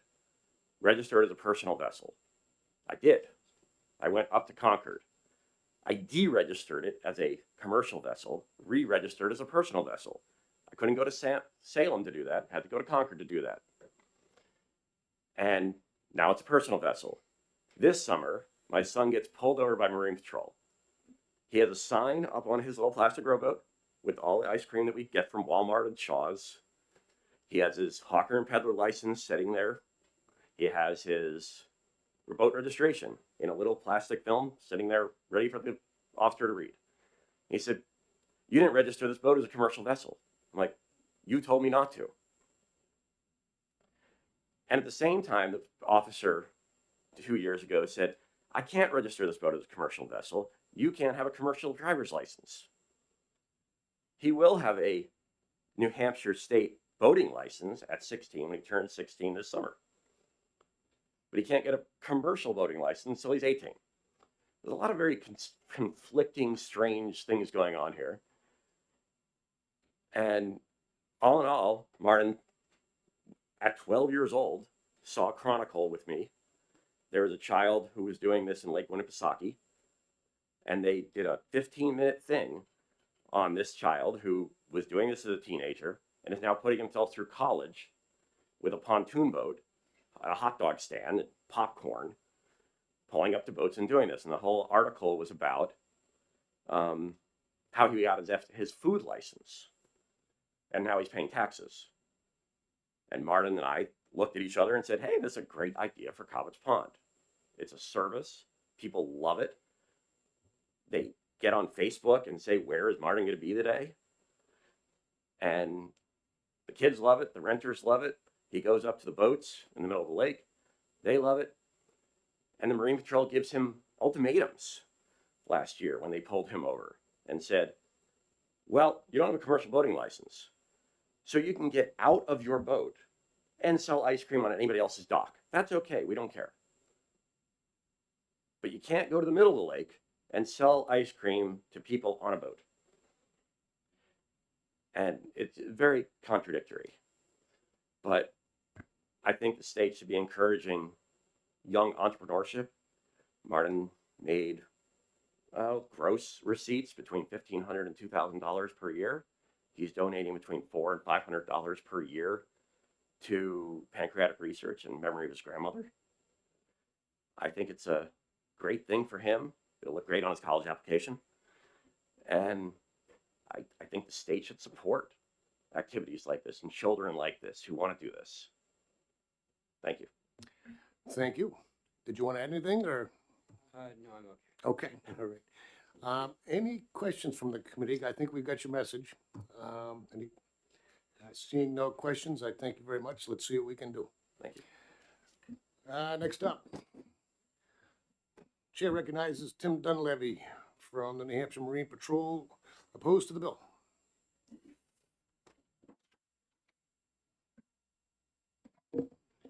Good morning, Mr. Chair, honorable members of the Transportation Committee. My name is Tim Dunleavy. I come before you this morning representing the Department of Safety, Division of State Police, Marine Patrol Unit. And in the past, several years ago, in my prior position, I know I personally had conversations about this directly with the Musquet family. Without getting into specifics of every bit of testimony you've heard this morning, truly this is a circumstance where New Hampshire commercial boating law never considered this type of activity. And so I come before you today saying I agree with Representative Sees and Sykes that perhaps the registration law is not the place to address this, as we do have federal requirements. Our federal exemptions, our state exemptions for vessel registration mirror that of the federal law and the Coast Guard, for which we receive federal funds for participating in. To go beyond that, to track these registration issues, the DMV, you may hear from them today, it's a software issue exempting boats less than 15 feet. And then also tracking the finances of an operation like this, while this may be one, how many others are there that might pop up? And knowing how much they're gonna earn, but they've got to register in May, but the receipts don't come in until September. So there are some issues. I respectfully suggest that you look at RSA 270-30, where there is an exemption or a caveat in the commercial boating operators law where someone under 18 years of age can still operate a commercial boat with restrictions. 16 years of age is still the magic number, but we do allow 16-year-olds to operate commercial boats when they are in the case of a camp, sailing school situation where they are for rescue purposes only, and if the wind dies and they need to tow a sailboat in. Our commercial law currently is addressing things like fishing charters, the Mount Washington, floating restaurants, hotel tour boats, where those vessels are subject to the general public boarding them, not having any experience in case of an emergency. So those vessels and those operators are held to a higher standard to protect the public. We recognize peddling ice cream is not endangering 80 people on board. So perhaps we look at 270-30 and create something a little different that might accommodate for the situation you have before you today. I will say that when and if you're entertaining that, consider the age. 3 years ago, young Mr. Moskowitz was 12 or 13. And Marine Patrol, while the lemonade stand is on the sidewalk, you're now subject to the traffic of maybe it's Cobbett's Pond, maybe it's Weirs Bay on a Saturday. I'm not questioning his decision-making, but we're opening up that opportunity to have potentially a 12-year-old selling ice cream in areas where maybe it's not safe. So all things to consider. I'm happy to work with you folks on perhaps a solution and answer any questions you may have. Thank you very much, sir. Question from the committee? Well, you'll probably be hearing from a few of us, but Thank you for thank your you very time. much. Next up, Chair recognizes Kathleen, and here we go again. Kathleen Dalman, representing the Department of Motor Vehicles, not taking a position on the bill. Yes, thank you, Chair, and thank you, members.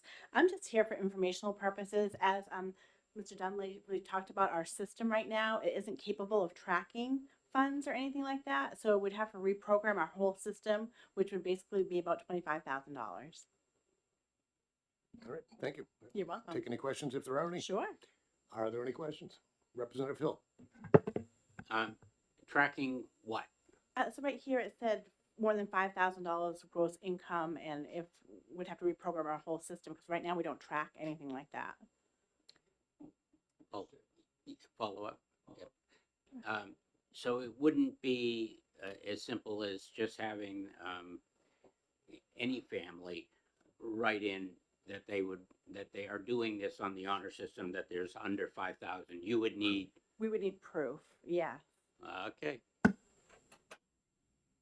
Representative Fox. Thank you, Mr. Chairman. So do you track commercial sales, other commercial sales? We do not. We track commercial boats. How many boats we have? We don't track commercial sale.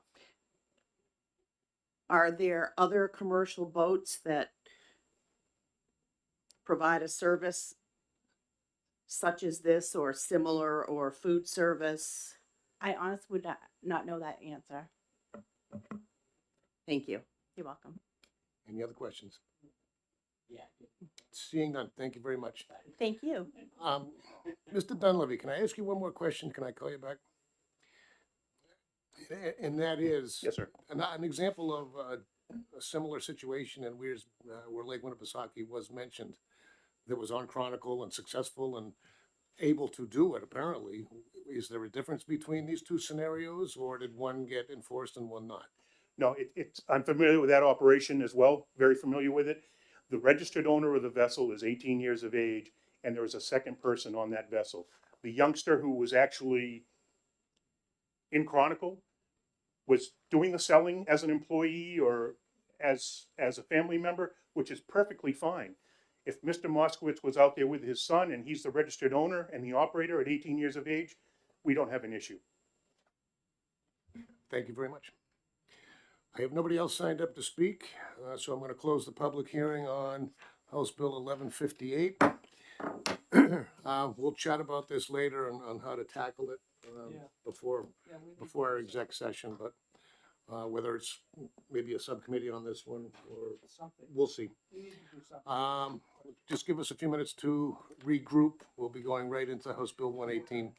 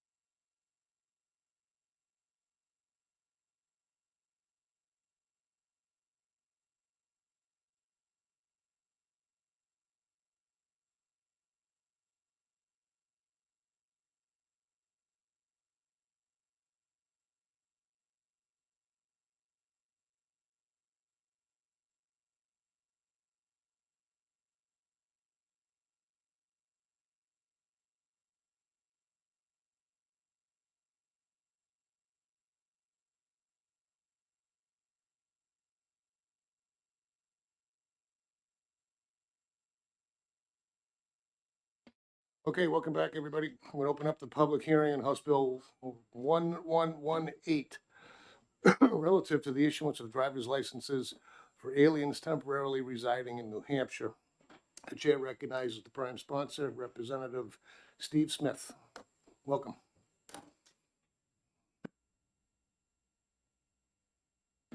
Thank you, Mr. Chairman, and members of the committee for hearing me today.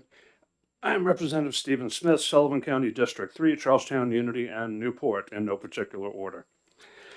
So this bill is a thing that happens when somebody asks me to look at a statute, and I go, oh my God, no, this is a mess. It's a big reorganization attempt.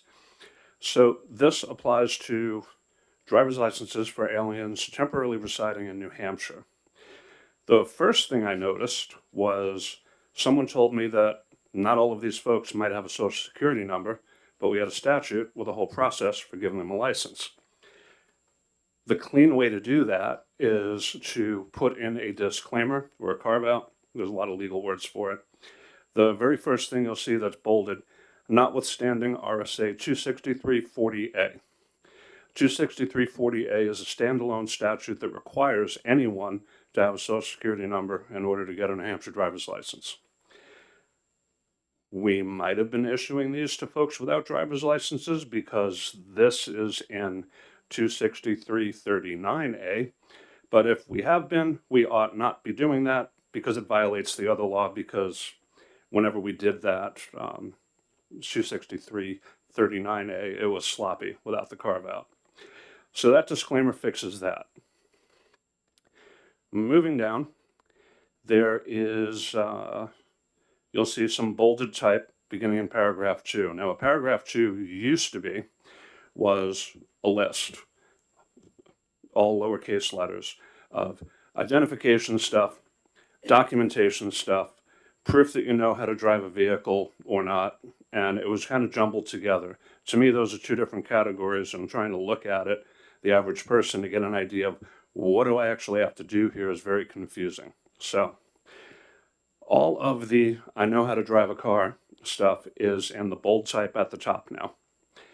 The certification from a foreign government regarding the person's driving record and licensing status, that was already there. To it, I removed written or other testing, proof of vehicle operation in the foreign country, or proof of completion of an approved driver education course acceptable as director. Struck those out, moved them up to the top, and now you need one of those in order to show that you know how to drive a car at the discretion of the director. B was already there, that's why it's not bold. Submission of social security number, or if the person does not qualify for such number, the submission of certification to that effect as is acceptable to the commissioner. So that's the one that really wound my crank, an explicit provision in state law that says you can do this without a social security number, without repealing, modifying, or referencing 26340A is bad legislating, and I probably participated in it, so there we are. The paragraph 3, they're here temporarily, says so right in the title. So the director will peg the term of the license that they are issued with the length of their residence in New Hampshire. Doesn't need to be valid after they go home. There is a drafting error that I would ask the committee to look at and affix. Roman numeral 2 says the director may require any of the following. That means that the director is not required to require any of the following. And that's, again, to me, sloppy legislating. If we're going to give these list of requirements, well, damn it, is it the law or is it not? Like, did we mean it? So, considering that lowercase a, that subparagraph, is an option list, you can do any one of those things. It doesn't matter, up to the director. And we definitely want to know, B, if they've got a social security number or a good reason not to. And they can prove that, which in whatever manner is okay with the commissioner. Paragraph 1, Roman numeral 1, identifies the people the statute applies to. So down in 2C, we would like them to show that they are one of those folks, We don't specify the documentation requirements or what they have to show. They just have to say more than an attestation. I am one of these people. Here's what I have to show. Proof of identification. We need to know who they are. Whatever they can show the director that's acceptable to DMV is fine. But these are the things that shall be required. So we want to know somehow that they know how to drive a car. That if they don't have a social security number, they have a good reason. That they are one of the people this statute applies to, and that they are who they say they are. And most of this was existing policy. The biggest change would be the may to the shall, that we're absolutely going to do one of these things to determine that you know how to drive a car. And that's the gist of it. Thank you. Thank you. Any questions from the committee? Representative Jones. Thank you, Mr. Chair. Representative, I think what you did here is there's no really significant change. You just made it more user-friendly. This is what I'm reading here. Thank you. I guess it's kind of a major change that in Roman numeral 2, we're now actually going to say that these things have to happen, whereas before it said may, and we all know that when you put may in a law, it might happen, might not happen, depends on who's around at the time. So I guess that could be considered a major change, except that I believe the department has been doing these things already. So hopefully it doesn't affect them. Makes sense. Thank you. Representative Sykes. Thank you, Mr. Chairman. Representative Smith, thank you for taking my question. I just wanted to be clear, if you can clarify for me. You have a requirement that they proof of identification as may be acceptable to the director. Might be the question belongs for the director, but will that proof include their age, their whatever their temporary residence within the state of New Hampshire is, and so on? Because typically when you get a driver's license, you have to prove who you are, how old you are, and where you live. I like it, but I was trying to do this with a light touch and not affect what was there. So I used the language that was there. Currently, no, it's not required. I would imagine, though, that any director would probably find that as the subset of being acceptable. Okay. I didn't want to say, oh, sure. I would love to have ripped this up, started with a blank page, but I was trying to first do no harm. Sure. Thank you for taking the question. Representative C. Thank you, Mr. Chairman. Thank you for taking my question. They're on page 1, line 10 or 11. Are you saying that it should be read the director shall require any of the following?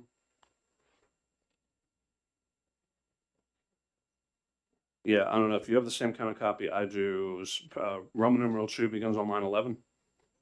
Yes. All right. So what I'd like to see is, rather than the director may require any of the following, change it to the director shall require the following.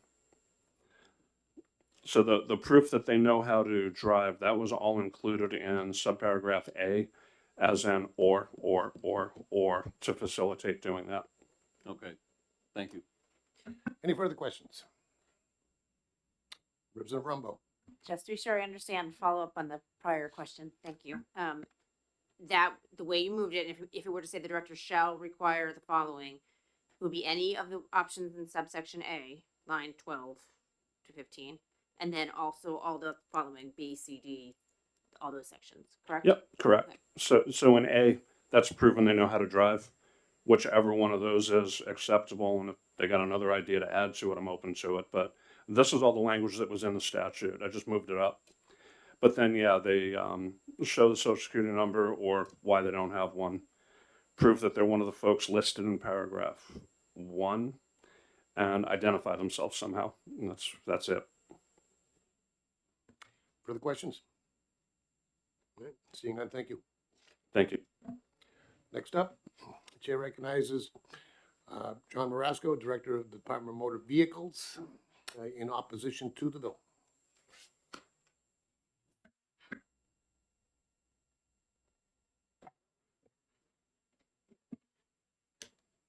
Thank you, Mr. Chairman, members of the committee. John Marasco, Director of the Division of Motor Vehicles, and here with me is the Operations Administrator, Kathy O'Neill. Thank you for allowing us to testify here this afternoon. So I handed out written testimony. I will say that I drafted that written testimony based on the copy of the bill that I have, which is the copy that is, I just had a supervisor at the DMV check the website. It's the same copy that's on the website.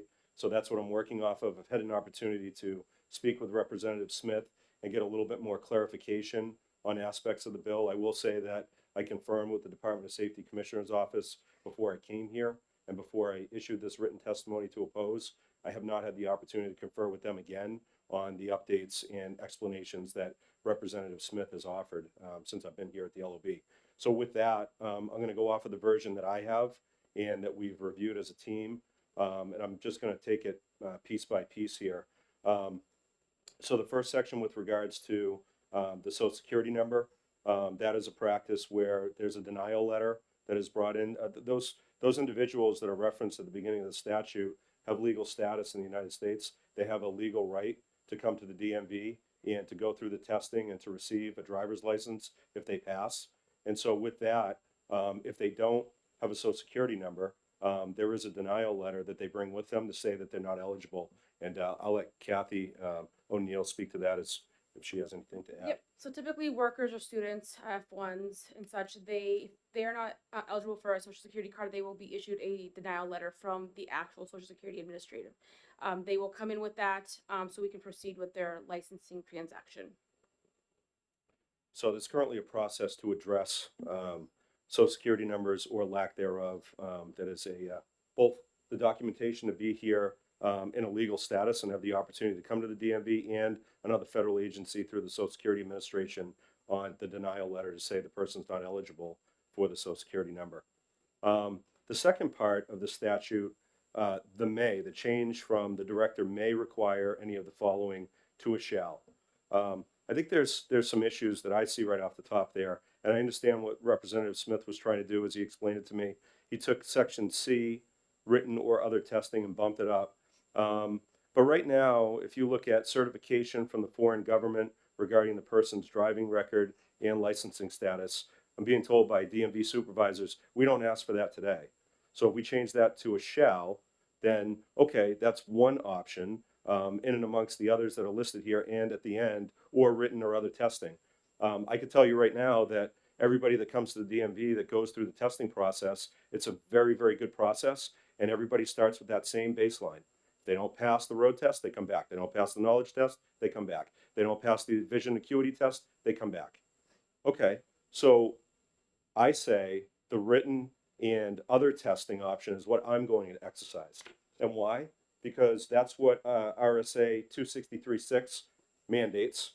And it's also what the DMV rule set mandates for non-US transactions and any other transaction for that matter. So we're going to follow the law. We're going to go with the written and the physical road test. That being said, you could have a director that sits before you years from now that says, you know what, everything here is an or. I'm going to skip the written or other testing, even though it conflicts with state statute. And I'm going to say that I need you to bring in proof of previous vehicle operation in the country or proof of completion of an approved driver education course acceptable to the director. Well, that's unfair. That's unfair. Right now, somebody from another country that comes into the DMV that has legal status, that's here on a student visa or a work visa, is able to come into the DMV, present that documentation, have it confirmed in the SAVE database, and they're able to go through the testing like everybody else and get a driver's license. If you have a different director that sits before you that says, I'm going to lessen the written testing portion and I'm going to go with that. Well, what if it's somebody that hasn't driven? And we just changed the DMV rule set through jail car because there's a section in there that existed for many, many years. And that section said, if you came to the US from another country and you came to New Hampshire and you were over 18, you had to take driver's ed. Even though if you're a US citizen and you're a New Hampshire resident and you're between 16 and 17, you take it. And if you're over 18, you don't have to. You can come to the DMV and go right to the testing process. We were having people in their 20s, 30s, and older coming from other countries around the world that were being held to a different standard. We changed that. And there's a bill that's coming forth through Senator Ricciardi to strike that in the statute as well, to mirror the rule set. Doing this would set us backwards from where we are right now. We're trying to go forward. And I think that this law actually sets us backward by mandating with a shall that one of those things is acceptable. It's a policy decision by the director. That's too much power for the director to have. We've got a state statute, we've got a rule set, we've got a program over there. Let people satisfy the program. I also want to talk about reciprocity agreements. You talk about standards. Just because somebody comes to the counter and they present a document from another country, I mean, our employees have a difficult enough job. Preventing fraud, conducting non-US transactions, making sure that every document that comes into their possession is authentic. It's incredible what they're able to do. But now we're going to go a step further and say, here's the document. In that document somehow has to be deconflicted with the country of origin to say, not only is it a legitimate document, but now what are we going to do? Go to the website and figure out, pick a country around the world. What are their driving standards? What does it take to get a license there? Do you have to take a road test? Do you have to take a knowledge test? How many questions are on it? What's the caliber of travel in that country? Is it a country that's more focused on bicycle travel, moped travel, vehicle travel, types of vehicles that we drive here in the US? I don't know. But I can tell you right now, for 400,000 customers that come through our doors every year, DMV employees at the counter are not going to be able to decipher that and figure out which country we can say, yeah, you're good. You don't have to take the written test or the road test. You're all set. Here you go. Here's a New Hampshire license. Go stand there and have your photo taken. That makes no sense. The one part of the bill that I look at that I say, okay, this makes sense because we're already doing it, is Section 3. Talks about the term of the license shall be no longer than 5 years from the date of issuance, and the director shall set a lesser term in accordance with the length of the person's residence in New Hampshire. We're already doing that. It's tethered to the federal documentation. Their length of stay is tethered to the license. Is that correct, Cap? Correct. Yes. So again, it undermines reciprocity agreements. You know, we have reciprocity agreements with France. We have a reciprocity agreement with Canada. We're working on painstakingly a reciprocity agreement with Taiwan. I can tell you that DMVs around the country have reciprocity agreements with other countries. Why do they have that? They have that because they've measured how they test. They've measured their standards. They're similar. One country that we're looking at is Jamaica. Jamaica has a higher standard, a higher threshold to get a license than New Hampshire. It would be very easy to enter into a reciprocity agreement with Jamaica and feel good about it. But a lot of countries around the world, we just don't know what their standards are. And that's why you have the reciprocity agreements. And that's what DMVs around the country do. And that's the right way to handle it. The way to handle it is not this and make it a policy decision and put it in the court of a DMV director to say, forget the written for you. I want to see that you've driven a car before overseas. That's not fair. So we oppose the bill. I'm happy to take any questions. Thank you. Questions from the committee? Representative Gorski. Thank you, Mr. Chairman, and thank you for taking my question. You mentioned earlier this whole process starts, you said, with the legal right to come to the DMV. Can you explain a little bit more what you mean by the legal right? Yes, sir. And I'll have Supervisor O'Neill speak more to it because she's been doing it for years. I'm talking about visas. I'm talking about a work visa, a student visa, something that has been vetted by the U.S. government that gives the person legal right to attend an academic institution or to work here in the state of New Hampshire or in the U.S. for that matter. And that documentation is on file with the federal government, and they bring it to the DMV, which allows them the opportunity per state statute and what is on the DMV website for what you need to bring in for documentation to get a license. But I'll turn it over to Kathy. Yep, everybody goes through a process. They have to present documentation, and then they get approved by USCIS, and they get either a visa, a permanent resident card, an EAD card, depending on what their status is and why they're coming here. They do get approval. So when we do process these licenses, we actually run their alien number through this database, and it tells us whether they're here illegally or legally to actually be here to process the license transactions. Further questions? Really? I'm surprised.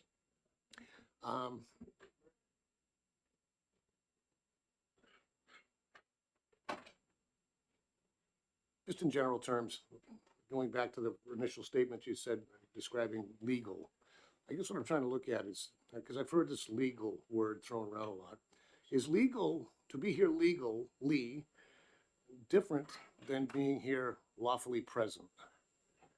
What's the difference between those two categories? I'll leave that to USCIS and a constitutional attorney. I don't have the answer to that. Thank you. Anybody else? Seeing none, thank you very much. Thank you, sir. I have nobody else signed up to speak, so I'm gonna close the executive session on, the public hearing on House Bill 1118. Um,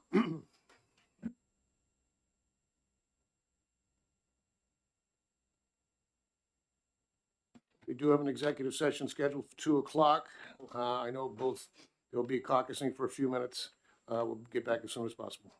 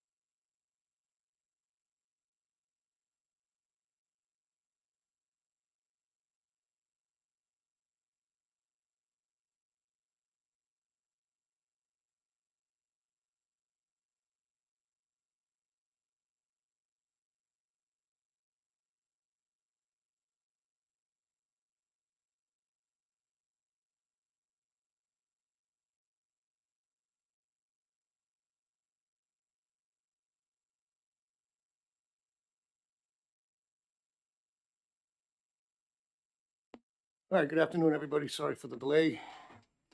I'm gonna start off, we've got a few bills that I've opted not to bring up today, so I'll list those off first in case you're here specifically for it.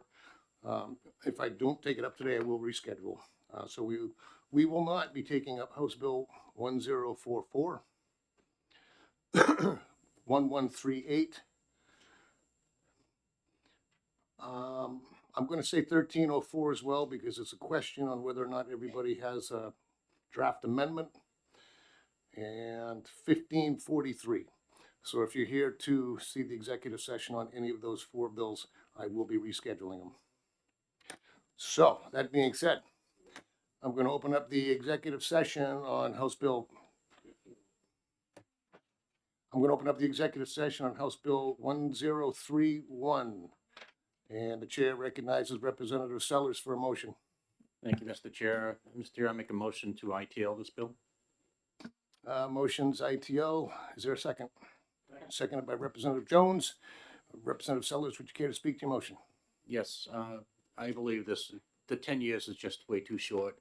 Even I have a pickup that's now 11 years old and it's still worth $15,000-$20,000. And I don't think a bank would actually give a note without having a title or guarantee the title's the vehicle's still gonna be there. So, thank you. Thank you, sir. Any other comments or ideas from the committee? Seeing none, I'll ask the clerk / vice chair to call the roll whenever he's ready. And thank you very much, Representative Gorski. Wait, no problem. Wait till you get my invoice. Okay, Vice Chair votes yea. Representative Smith. Yes. Representative Hill. Yes. Representative Brown. Yes. Representative Foote. Yes. Representative C. Yes. Representative Sellers. Yes. Representative Sykes. Yes. Representative St. Clair. Yes. Representative Fox. Yes. Representative Rombo. Yes. Representative Vayu. Yes. Representative Coker. Yes. Representative Jones. Yes. Representative Waldner. Yes. And Representative Tillersky. Yes. And Chairman Walsh. Yes.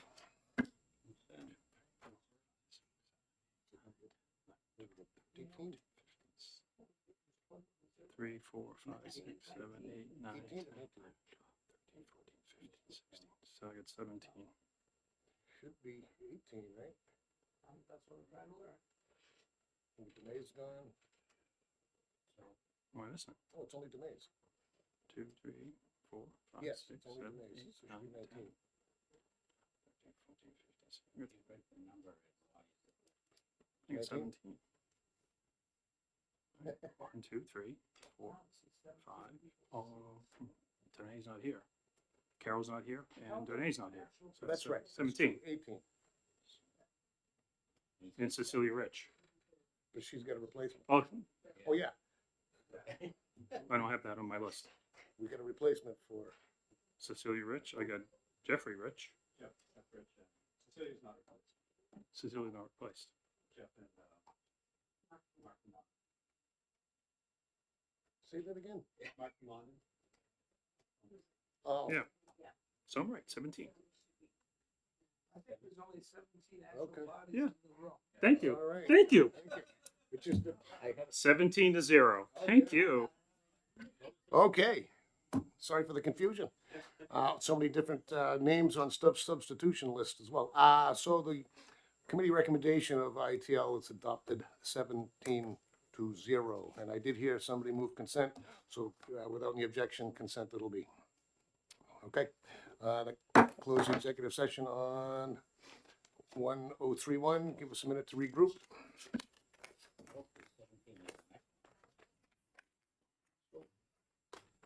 Missing Carol, Dumays, and Cecilia. She did not get replaced? No. Okay. I thought she had. That's what was confusing me.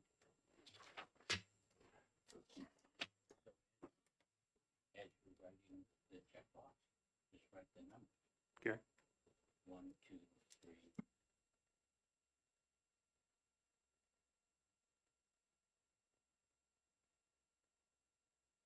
Okay, I'm going to open up the executive session on House Bill 1032. Chair recognizes Representative Vayu for motion.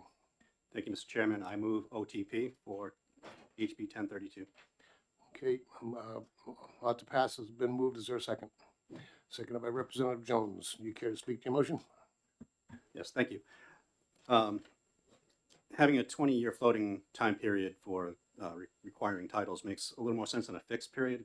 If you think about it, in 20, 30, 40 years, we're going to have vehicles that still require titles, even though they're basically junk and worthless.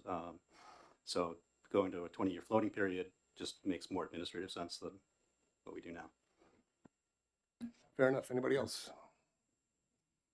Really? I guess everybody wants to go home. With nothing else, no other comments, I'll ask the clerk to call the roll. The motion on the floor is ought to pass on 1032. Okay, Vice Chairman Gorski votes yes. Representative Smith? Yes. Representative Hill? Yes. Representative Brown? Yes. Representative Foote? Yes. Representative C? Yes. Representative Sellers? Yes. Representative Sykes? Yes. Representative St. Clair? Yes. Representative Fox? Yes. Representative Rambo? Yes. Representative Vayu? Yes. Representative Coker? Yes. Representative Jones? Yes. Representative Wallner? Yes. And Representative Tulerski? Yes. And Chairman Walsh? Yes, 17-0. I'm not going to catch us this time. 17-0, the committee recommendation is adopted. Consent's been moved without objection. Consent it'll be. Okay, fair enough. I'm going to close the exec session on House Bill 1032. And in a couple of minutes, we'll take up House Bill 1447.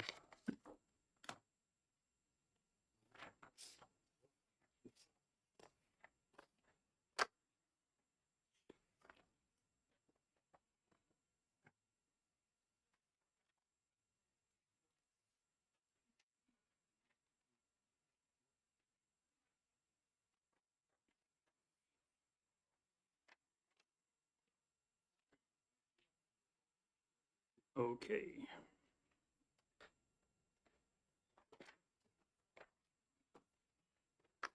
Ready when you are.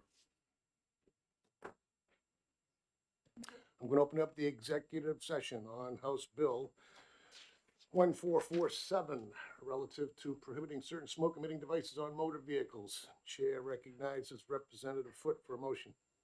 Thank you, Mr. Chair. I move to ITL House Bill 1447 FN to ITL. Yep, Representative Foote moves ITL. Is there a second? Representative Jones, did you care to speak to your motion, sir? Just basically, I think it's going to be difficult to enforce this bill as it is, and the expense associated with it, whatnot. So that's it. Anybody else from the committee?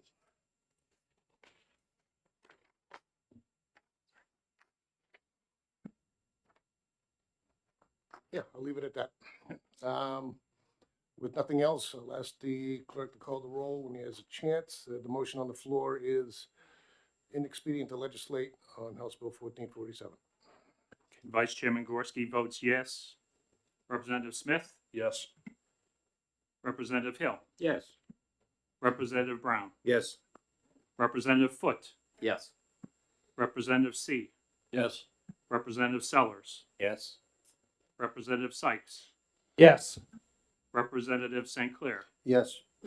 Representative Fox? Yes. Representative Rambo? Yes. Representative Vayu?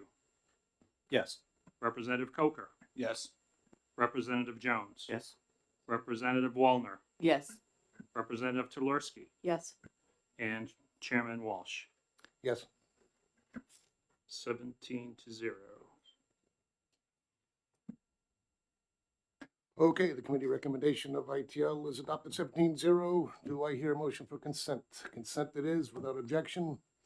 Seeing none, I'm going to close the executive session.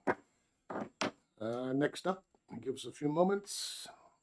It'll be 1391.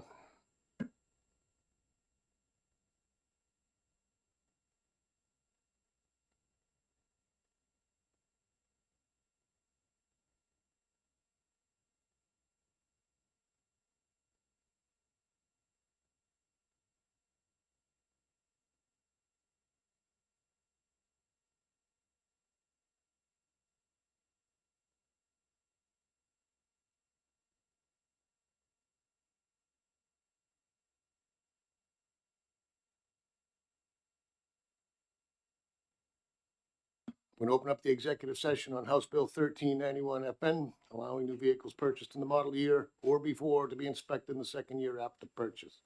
Chair recognizes Representative Coker for a motion. Thank you, Mr. Chairman. I'd like to move that for House Bill 1391 for ought to pass. Second. Okay. On to pass was moved, seconded by Representative Hill.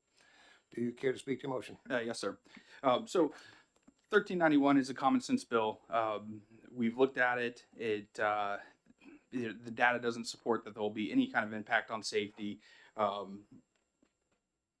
This is something that we can do a small step in making a change to our inspection program that's going to be measured, and it's going to save our constituents a lot of time and effort. And I think it's what we should do. And it's from the feedback from my community, it's what my constituents expect of me. So thank you. Anybody else from the committee? Representative Sykes. Thank you, Mr. Chairman. So I have a little bit to say about this bill as well. I'm opposed to the motion. I have a bunch of reasons. I'm going to try and keep them as brief as I can. First and foremost, the bill is unclear about how the not carrying out inspections on vehicles that are brand new or up to 2 years old, and how that will impact on EPA emissions questions.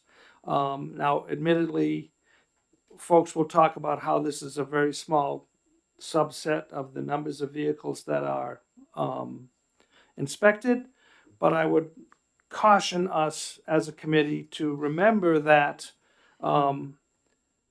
when EPA standards are being discussed, the Department of Environmental Services could not be completely definitive about what might happen if we were to change the inspection requirements for these vehicles and how that would impact their relationships and the working standards that they have with the EPA. In addition to that, the one thing that needs to be clear to the committee as well is that the percentage of greenhouse gases that come from various sources in New Hampshire versus other states is very different. New Hampshire has very few coal burning. They do have one in Bow, but they have very few power plants, which are a big source of emission control, which the EPA does try to control with scrubbers, etc. We also have very few other sources of industry that contribute to greenhouse gases. So I think the number is slightly more than 50% of the greenhouse gases produced in this country are coming from motorized vehicles. If we take out even a small percentage of those vehicles, and the EPA requires us to make up the difference, where is that going to come from? And no one can answer that question. So that's one of my objections to the bill. Secondly, we heard testimony that,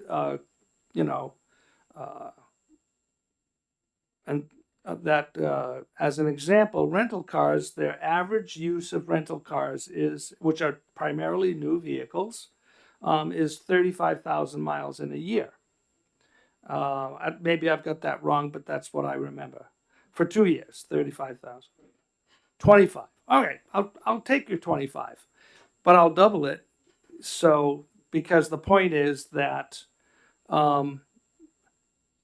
there's no restriction on this in this bill for the numbers of miles that may occur. Now, if you're like me, and I would suspect the majority of motor vehicle operators in this state, you don't necessarily get under the hood and inspect yourself as carefully as you might otherwise.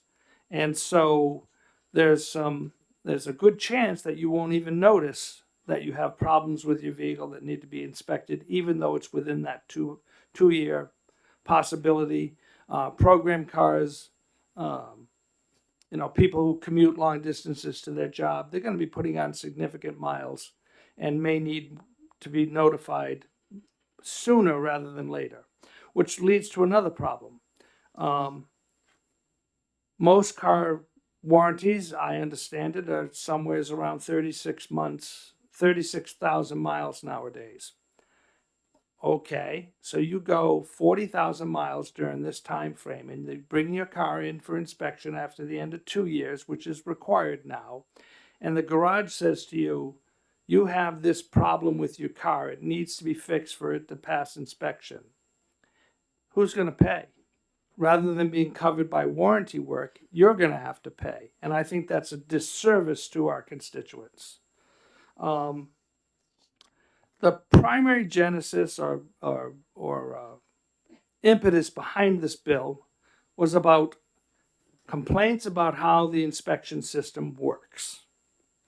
And I will submit to you that the Department of Motor Vehicles has made some progress in terms of making vehicle owners more aware that there is a road to figure this out, no pun intended, by changing some of the things that they do.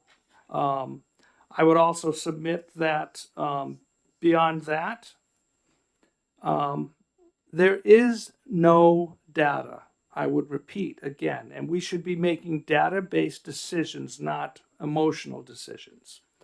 There is no data to tell us the numbers of complaints about garages supposedly or not, or supposedly, I'm being fair to the majority of garages. There's no data that says X number amounts of complaints were received versus X number amounts of inspections were conducted. Are we throwing the baby out with the bathwater because of some loud complaints for a very small number of problem garages, where the majority of those garages are doing their jobs as they should? Again, no study's been completed to make this connection. I think that needs to be done, or no data was presented. There's been no actual studies completed to see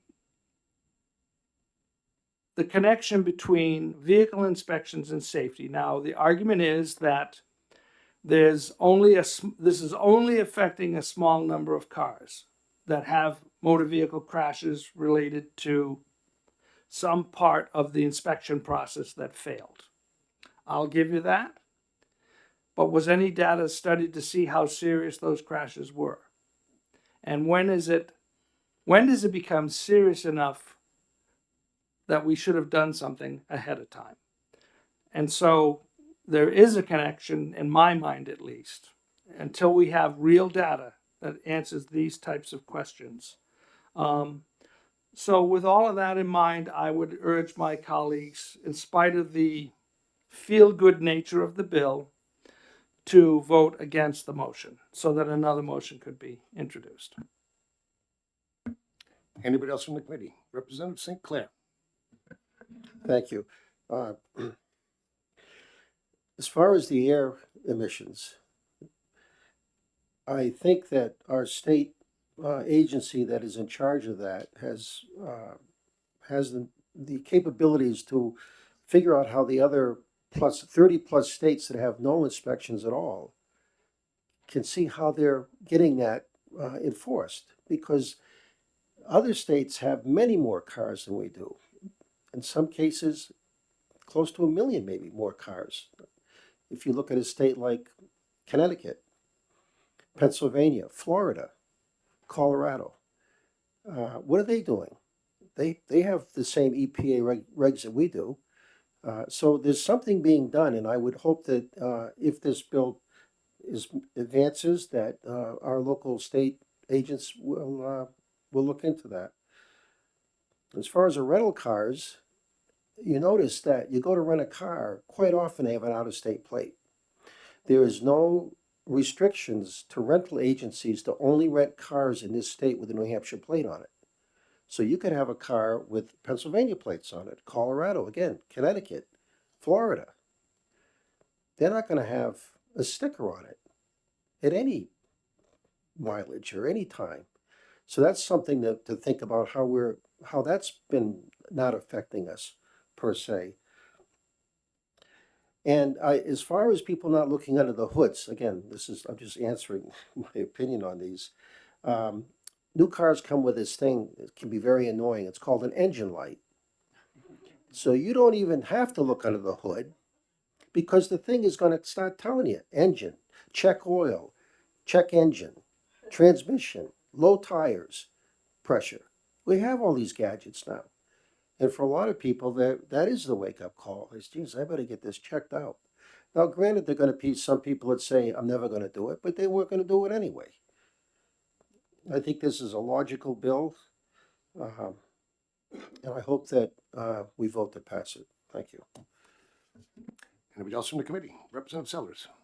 Thank you, Mr. Chair. I agree with Representative St. Clair. And honestly, I think the bill doesn't go far enough. I think it's great if you have the money to buy a new car and you don't have to get a sticker, you're saving $40-50. But I'd like to see this bill actually expanded, but we'll take it as it is right now. And looking at the percentage of EPA possible issues. I mean, I couldn't find the number of cars we sell in New Hampshire. But I mean, if you say we're selling 20,000 cars a year, and we have maybe 300 or 400 that have EPA problems, that's nothing. It's a drop in the bucket, you know. And as Representative St. Clair said, especially on the rental cars, they come from all over, you know. So we could have, you know, all these cars from states that don't have inspections, and they're doing exactly what we're not able to do here, and they're brand new. So I support this bill. I think it should pass. Anybody else? Representative Gorski. Thank you, Mr. Chairman. In my career, I've had the chance to buy a new vehicle, and recently bought a certified pre-owned vehicle. And I heard the testimony that, you know, car can go over 70,000 miles in 2 years and things can happen. All I know is when I brought my car in, even now, they put it through a 17-point check, even if I'm doing an oil change. And they're checking to see if anything's gone wrong. And they're checking to see if there's anything that needs to be repaired. And I go there because it's still under warranty. So the way I look at this is a 2-year car, any new car is still going to be under warranty. And a reasonable person is going to go back to the dealer to do the basics. And I've had different types of cars, and every make a car has gone through a 17 to a 25-point check. Because of that, those are the things that are going to get caught. And from that, because of that, I'm going to support this bill. Anybody else? Yep, Representative Smith. Yeah, on the warranty thing, I think one thing that we missed too is you can do things that will void your warranty. I would never do that. A warranty is a wonderful thing, because if I bought a new car, I would beat something out of it in the first year and make them fix everything. One of the ways you can not have the benefit of a warranty anymore, though, is not bring your car back in for required services. If you're not maintaining it properly through their recommendations, they will void your warranty. So I just looked up Chrysler's service schedule. They recommend every 8,000 miles or every 6 months to like 96,000 miles. I don't know if they still cover things there. If they're still covering things at 96,000 miles, maybe I'll go down. But like 32,000 miles or 24 months, if you don't do this, You may have to replace your own engine or whatever you break. So these cars are not going to be in disrepair in the first year because people like their warranty. They paid way too much money for this new car for the benefit of not having to fix it. So really, what's going to happen? That pesky check engine light comes on and I have a new car. I am going straight back and I am not happy. And I expect to get a loaner and I expect to get my car back with the light out and everything fine. So, I mean, I believe there's zero risk to increasing emissions through this. Thank you. Anybody else? Representative Jones, everybody wants to get on this one. Thank you, Mr. Chairman. I'm just reading from the position paper from the Department of Safety. In brand new cars last year, 271 brand new vehicles were failing their initial safety inspection. That's 271 vehicles that probably the owner didn't even know, wouldn't have known it needed maintaining unless they had that inspection. That's 271 could have been unsafe cars on our road that could have been easily fixed. There would have been no burden on the owner because it would have fallen under the warranty. And one other thing I just want to pull from the Department of Safety position, the goal, the original goal, the reason for this issue was complaints about the inspection stations.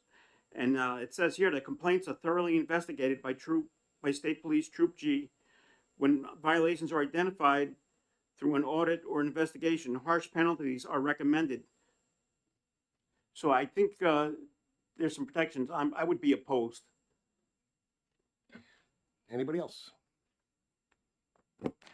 I'll have to add a couple of words myself. What's that? I've been defending the safety program for 12 years now, and I always will. And I've taken my lumps for doing so. I was originally going to rebut some of the things I said, but I'm not going to because I think this bill is that easy. Over the last few years, we've actually taken more of a turn at trying to make the people hate it less as a way to defend it for the future. And I look at this bill as being just that. I've had conversations with the Department of Motor Vehicles, and I thank them for doing some of the things on the receipts that you get from Gordon Darby with a phone number as almost a hotline, if you will, to go after those shops. And these are all good things to make people hate it less. This is just doing the same thing. I think we can all agree, common sense. With these vehicles brand new, what they cost and under warranty, I don't see a major problem with unsafe vehicles on the roads. I will rebut one argument for some of the things that failed a safety inspection. Most of those things I don't believe are covered under warranty anyway. There's not too many warranties for a tire. So again, I'll leave it at that. Let's, again, one more strive to make people hate this less, and maybe we won't have so many bills to repeal it completely in the future. Thank you. I encourage everybody to vote for the ought to pass. Anybody else? Seeing none, I'll ask the clerk to call the roll when he's ready. The motion is ought to pass on 1391. Okay, Vice Chairman Gorski votes yes. Representative Smith? Yes. Representative Hill? Yes. Representative Brown? Yes. Representative Foote? Yes. Representative C? Yes. Representative Sellers? Yes. Representative Sykes? No. Representative St. Clair? Yes. Representative Fox? No. Representative Rombo? Yes. Representative Vayu? Yes. Representative Coker? Yes. Representative Jones? No. Representative Wallner? No. Representative Tillerski? No. And Chairman Walsh? Yes.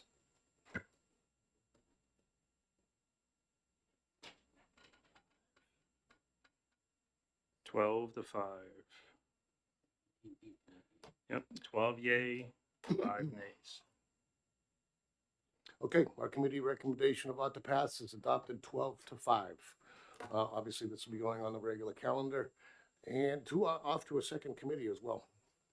So I'm going to close the executive session on House Bill 1391. And just for our future planning purposes, I will reschedule these bills.